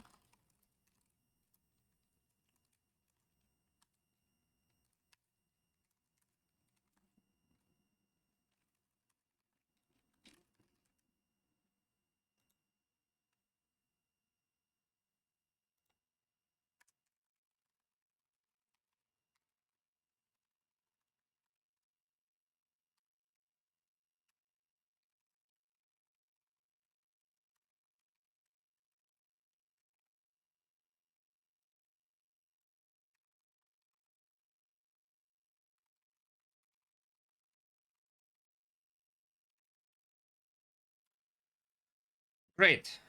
Okay. So how do I solve this beautiful problem?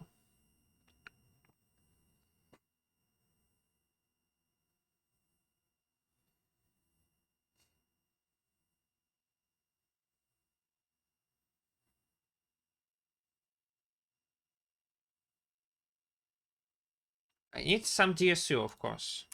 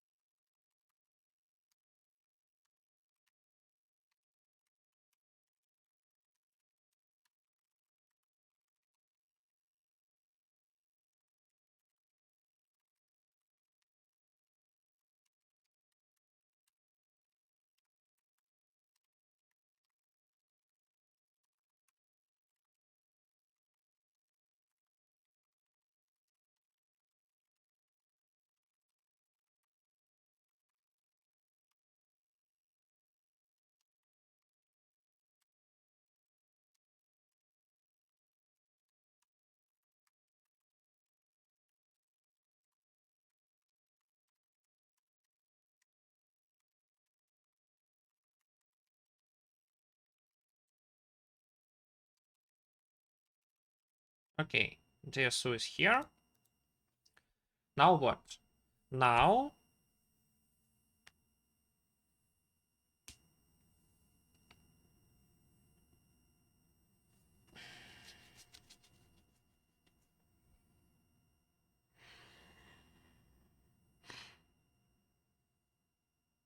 I even don't know what to say here, but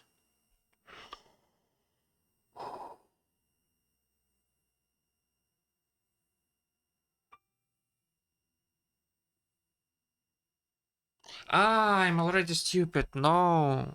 We can't merge two vertices because it will cost something. We can't just merge two vertices.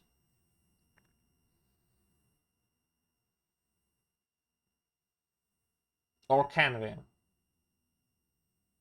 Well, it's hard. It's a hard question. Oh, it's not hard question. It's not a hard question. So I have several interesting vertices.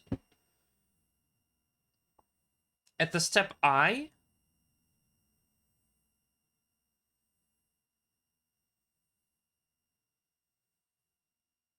No, it's not very hard. It's not a very hard question.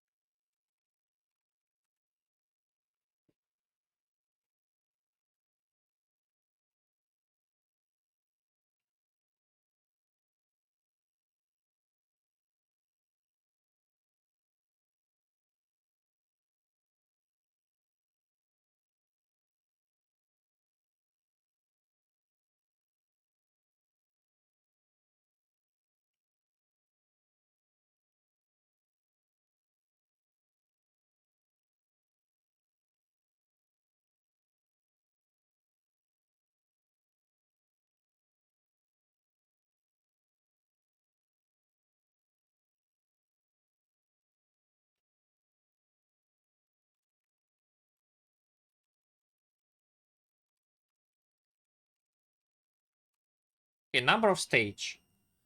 So what do I do here? So at each stage, I want to take all edges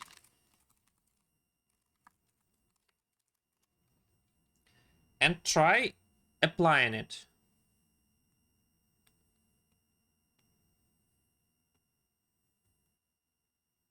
So how do I try applying it?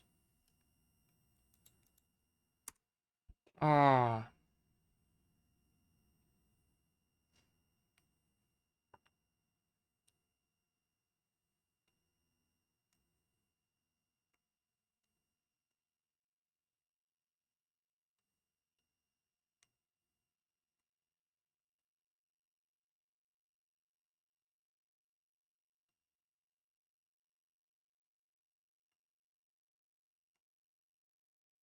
okay, let's do something like this. So I have vi.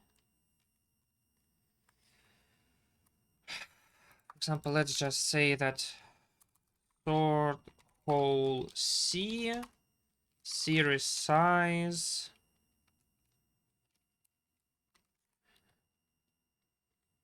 unique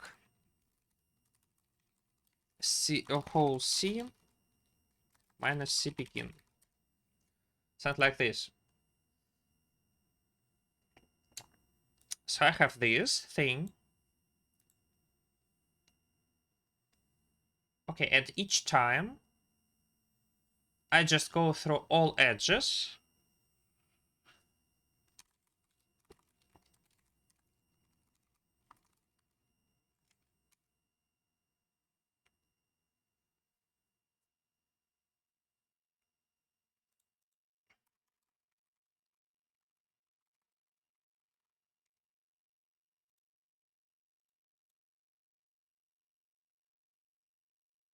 All size equals C dot size. Then I do this. So if f of v is not equal to stage, then I can merge any two vertices. What?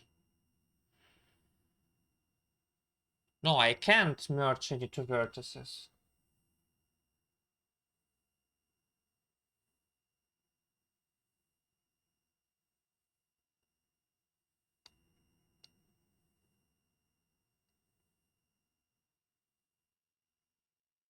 No, it's wrong. I can't merge any two vertices.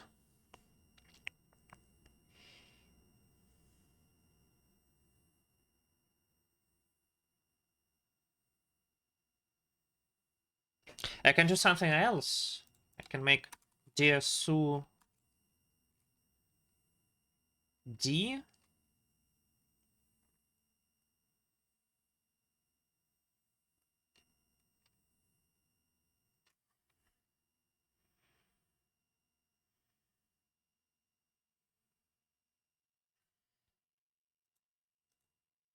No, I don't understand the algorithm. That's why I can't write it. I don't understand the algorithm.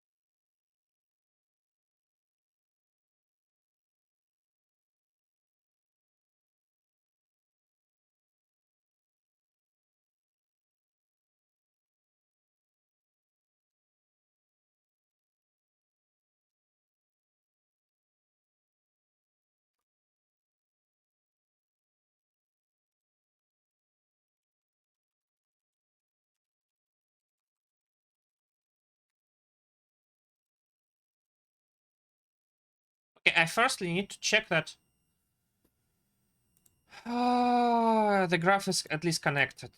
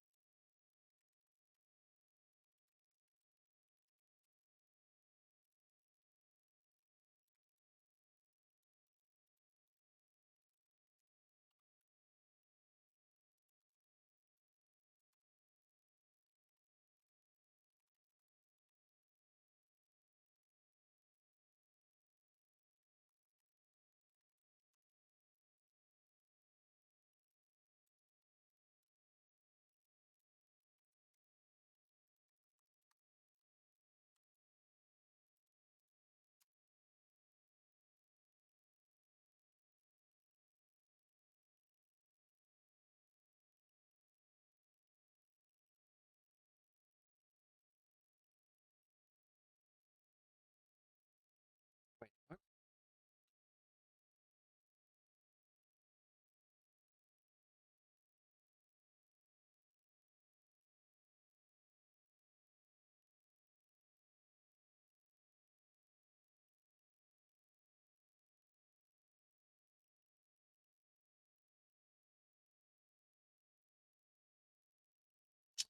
Oh my god, no, it's even not true because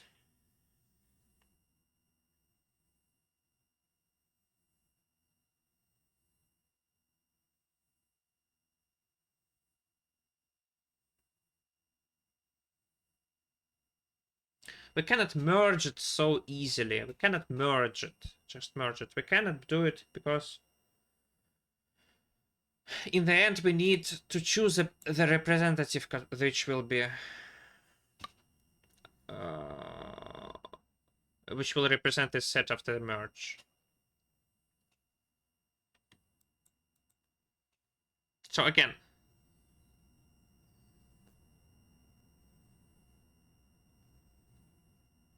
so we take the DSU ith, which contains all edges which are less than I. Unfortunately, we also can use edges which are greater than I. And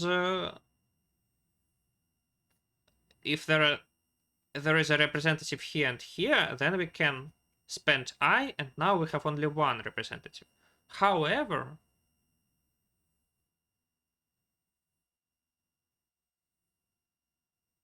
it's not now exactly correct, because, for example, if we take this vertex,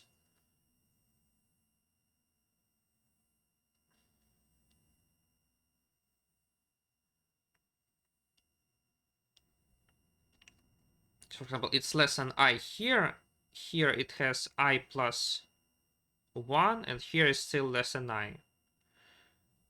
But for example, there is this vertex I, with I. So I can get here in I.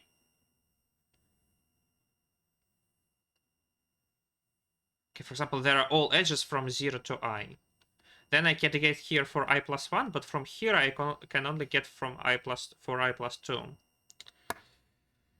Oh, this is a disaster. I don't know what to do here.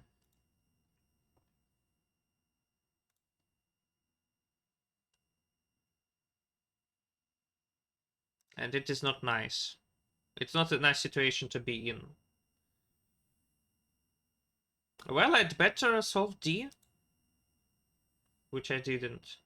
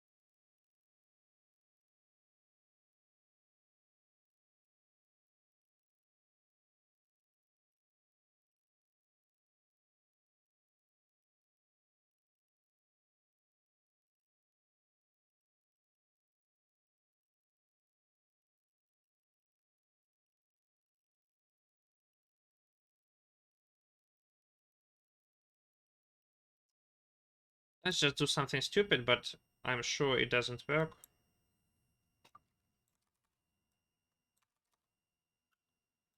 But at least we tried.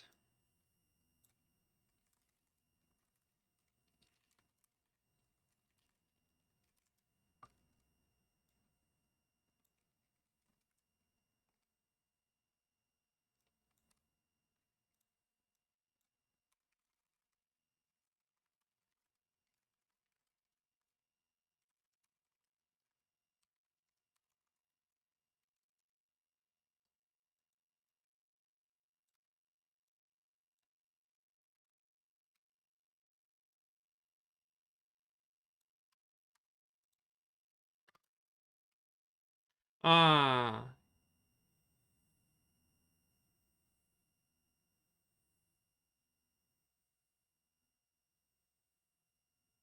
no, I think it doesn't work. It just doesn't work. It just does not work.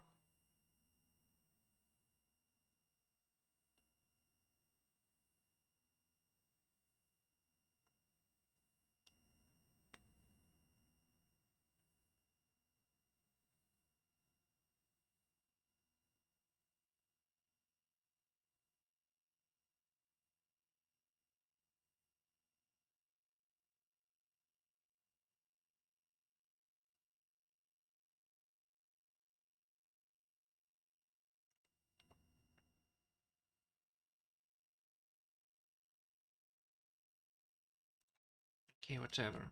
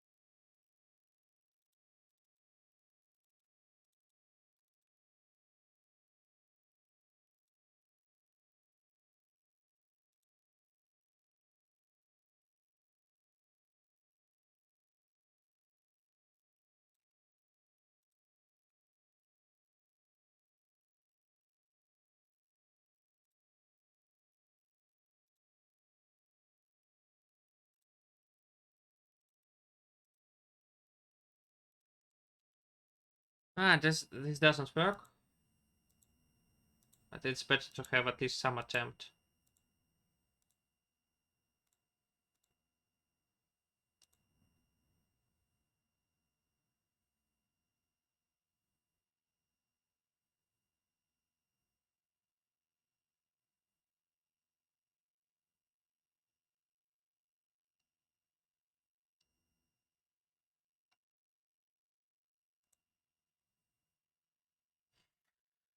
Okay, let's discuss some problems, but you know,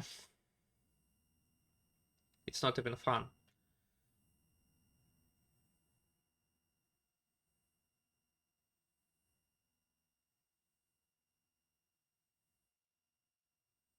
Okay, problem A. So in this problem, you said the following thing. You have some array AI. You know that every AI is divisor of 100. Also, the set of allowed numbers is defined. Allowed numbers are all numbers of this form. So you take, for each element AI, you choose some coefficient xi, and you add xi times 100 divided by AI. In this problem, xi should be between 0 and AI. So all such numbers are called allowed numbers. And the array AI is called beautiful if, or wonderful, if all numbers from 0 to 110 are allowed. Of course, if you take all zeros, then you get 0. And if you get all xi's equals to AI, you get 110. And this condition says that everything in between is also allowed. So the question is how to check that the array is wonderful. Well, the answer is as follows. You need this number to be... So if you want all these numbers to be allowed, you need 1 to be allowed. So 1 should be expressible in this form. However, since all these addends are non-negative, one of them should be equal to 1, because they're also integers. So you need one of these numbers to be equal to 1. And since all these numbers are divisible by this right part should be equal to 1. And that means that AI should be equal to 100 for some I. So you should have 100 in your array. Actually, this is a criterion. So if you have 100 in your array, you get yes. But if you don't have 100 in your array, you get no. So we already understand why we get no if we don't have any 100s, because we can even get 1 in our array. But why, if we have 100, then the answer is always yes? Well, because any number k that we want to get is equal to 100 times something plus some residue, where residue is between 0 and 100.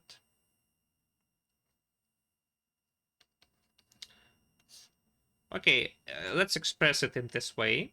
And then we just need to get several 100s and separately make this R. To make these 100s, we just need to take several x's equals to AI. So if you need some value of s, you take exactly s x's and make them equal to AI. In this case, you will get exactly s 100s.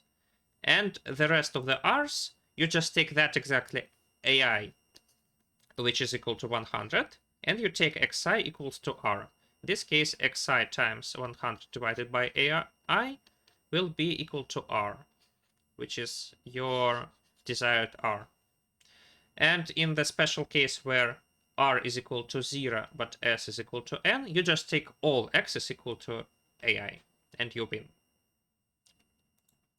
Okay, problem B. In problem B, we have the following problem.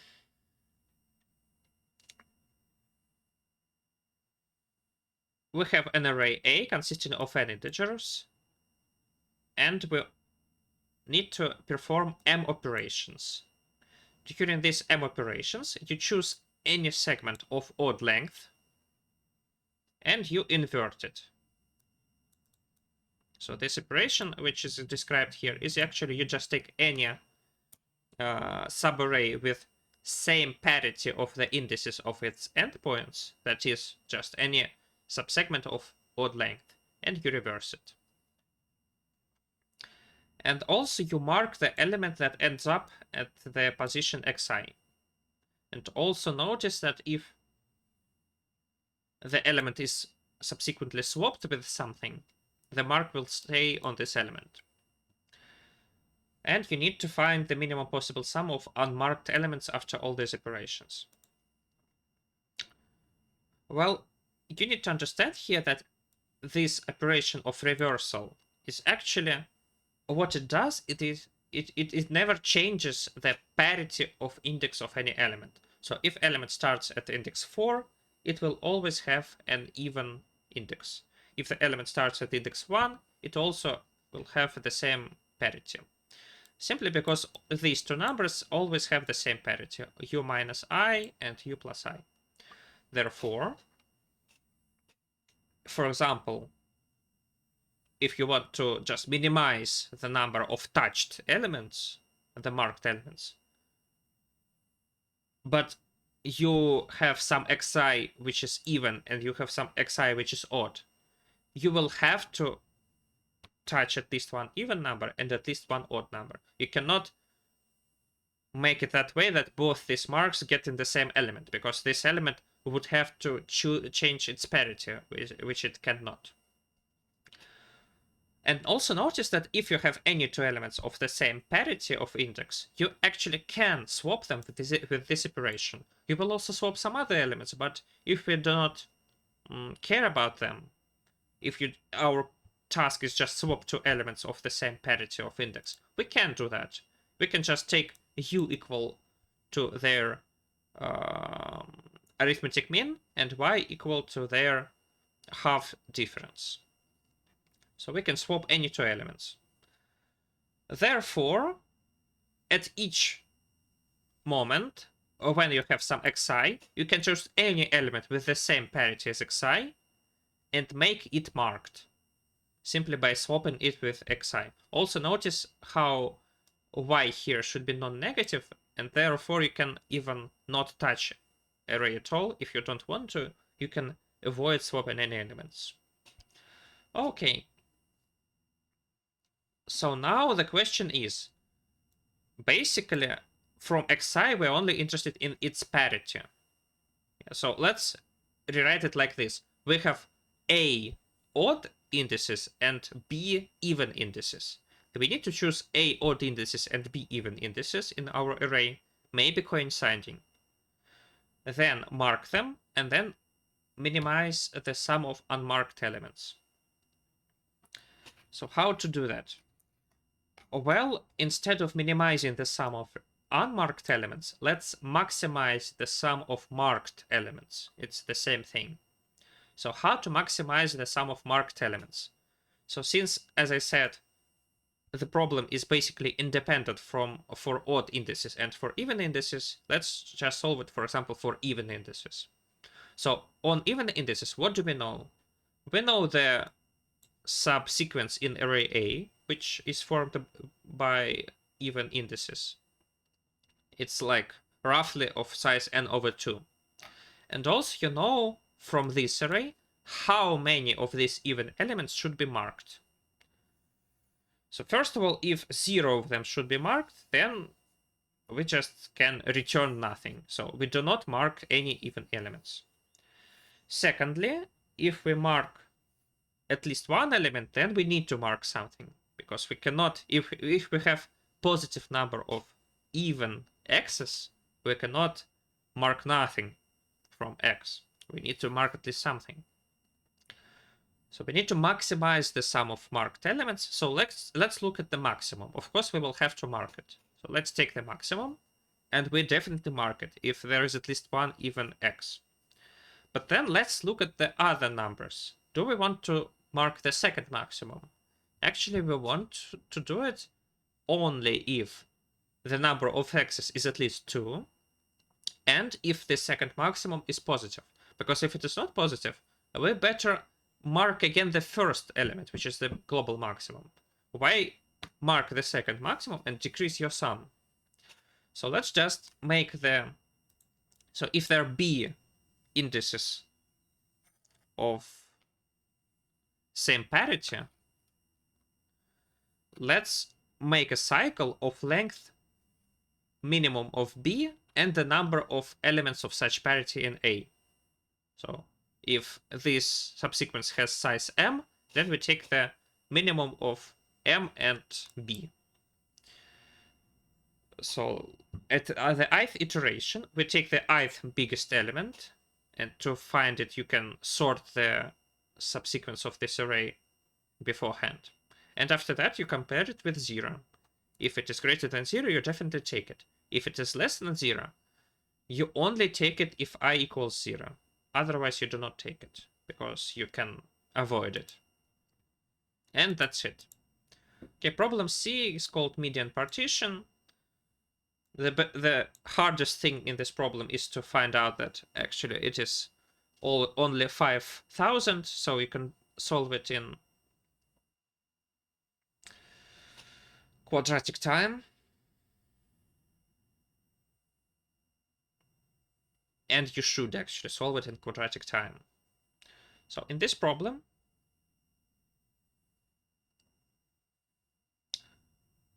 you have an array with odd length, and let's call its median m. You want to cut this array into several subarrays, such that all the medians of these subarrays are also equal to m. So cut this array into several subarrays, preserving the median of all of them. It should be equal to the initial median. Also notice that you always can cut this into one piece, so preserve the median. Therefore, the answer always exists and is at least 1. Okay, to solve this problem, you can just do it in with dynamic programming. I will simply show my code, I think. So this is our code. So this is our array. First of all, we find its median. It's done like this. So median m. This part does it in linear time. After that, all elements are actually of 3 types, which interest us. Smaller than m, equal than m, and bigger than m. And I call them S, E, and B. Also, what we will want to do is for each segment, we want to find fast how many smaller than m, equal to m, and bigger than m elements there are in this segment. And we can do it with prefix sums. So let's for each prefix find out how many S, E, and B in this prefix. And if you want to find it for any segment, you can subtract 2 prefixes. So to do it, you just calculate prefix sums. Yeah, so you take the prefix sums from the previous step and then increment one of the prefix sums, which corresponds to the element being bigger than m or equal to m or smaller than m. Okay, after that, let's also calculate the fourth array, which is uns. Uns is equal to minus infinity, or in this case minus n, because it is close enough to minus infinity. It is minus infinity if you cannot divide the first I elements into the subarrays of same median, or if you can, then the maximum number of such subarrays that can be achieved. Also, we immediately say that uns 0 is 0, because you can achieve 0. Subarrays in the array of 0 length. And after that, you can just update it and find the answer for I plus 1, knowing the answers for all smaller i's. How? You just find, let's iterate over all segments of odd length. Actually, why did I do it? So I jumped by 2, therefore I didn't need this, but okay. So let's iterate over all subsegments which end at the position I. Let's call the length j. In this case, in this segment, there are these numbers of small, big, and equal elements to m. We can find it with prefix sums. So how to check if the median of such an array is equal to m? Actually, you need to check these two inequalities. So if both these inequalities hold, then the median of the array is definitely equal to m. Also, I checked this thing, but instead of checking this thing, you can jump by 2, and I did both, and this didn't matter. So either I can change this to j++, or I can remove this check, or both. But if both, this doesn't work, but only if I do it once, one of these things, this solution works. Okay, and after that, we update the answer with 1 plus the answer for the smaller prefix. So this is the solution, it is just a dynamic programming. And finally, problem E. I have already explained it during the solving phase, but nevertheless, I will explain it to you. So the jury has thought of two integers, k and c. K simply says we have guessed one of three operations: binary AND, binary or binary XOR. And k is just the index of this hidden operation. So we have thought of some operation. We do not say it to you. And also, jury has thought of some number c, which is between 1 and 2 to the power n minus 1. After that, they play a game with you. First of all, you have some set S, and you put there some integer a, which you choose at your discretion. After that, there are n plus 3 queries. During each query, you choose one of two things. You either choose some integer x and ask the jury to add f of x to S, and then say the size of set S. Or you can tell the number y to the jury, number y, and ask how many integers z, which are at least y, in the set S. Function f in question works like this. They take your number, they take their guessed number, and they take their hidden operation that they thought in the beginning. And they apply this to their secret number and to your number that you chose. And then you need to find the values of k and c in n plus 3 operations. Well, this is kind of an easy problem. So the first thing that I think we need to do is to make this set contain both numbers 0 and C. So if this set contains both numbers 0 and C, it will be easier for us to work with it. Or maybe at least have C and maybe 0. Okay, so we want this set to contain C and maybe contain 0, but not it's not a must. Okay, for that, let's start with saying 0 here. So S already contains 0. And then let's make this operation with also x equals 0. Then in this case, the jury will put x and 0 into your 0 and x into your set, and since 0 with anything is 0, it will put again 0 in your set. Since it already had 0, the set did not change, and they will say 1 to you. In this case, they will add C to this set, and they will say 2 to you. So now you know either k equals 1 or k is at least 2. For now, we will not discriminate between these two cases. We're just interested in the situation that either k equals 1 and we only have 0 in our set, or k equals 2 or 3 and we have 0 at C in our set. Now let's make it exactly 0 and C. And for that, in this case, we will also say this number. This number, if we take binary AND with anything else, it will get that anything else. Therefore, if we now say x equals 2 to the power n minus 1, they will definitely add C to the set and say us 2. Tell us 2. So now we have the set of 0 and C. And in this case, we have already spent 2 operations. In this case, we have spent 1 operation.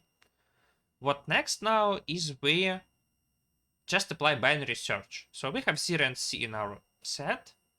Let's make a binary search with Y that will find out which exactly number it is. Yeah, because if you say Y equals 2 to the power n, there are 0 elements which are at least Y. But if you take Y equals 1, there is 1 element which is at least Y. Therefore, there is a binary search between these two states, and using it, you can find the exact value of C.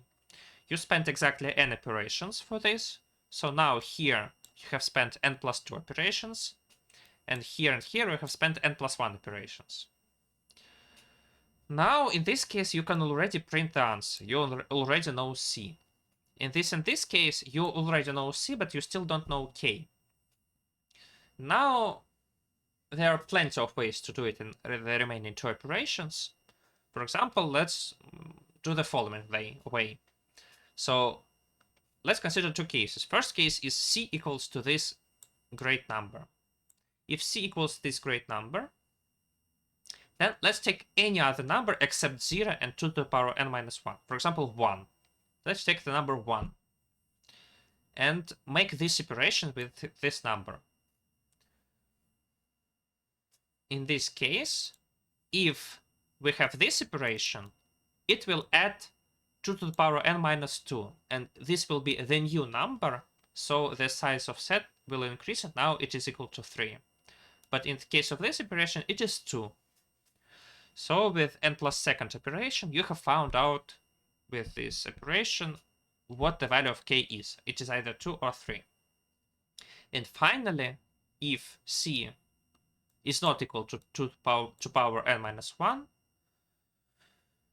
again, probably anything will work. For example, let's just take 2 to the power n minus 1 and ask it here. Then, in this operation, you will add this maximum number, 2 to n minus 1. But in this case, you will add something else. You would add something to the set, but it will not be 2 to n minus 1. And after that, with the last operation, with this operation, you can just ask what was added. Let's just ask what was added. To do that, you simply say this operation with y equals 2 to the power n minus 1. If they say 1 to you, this means that this number was added, and that means that definitely it was in the OR operation. If it wasn't added and they answer 0 during this query.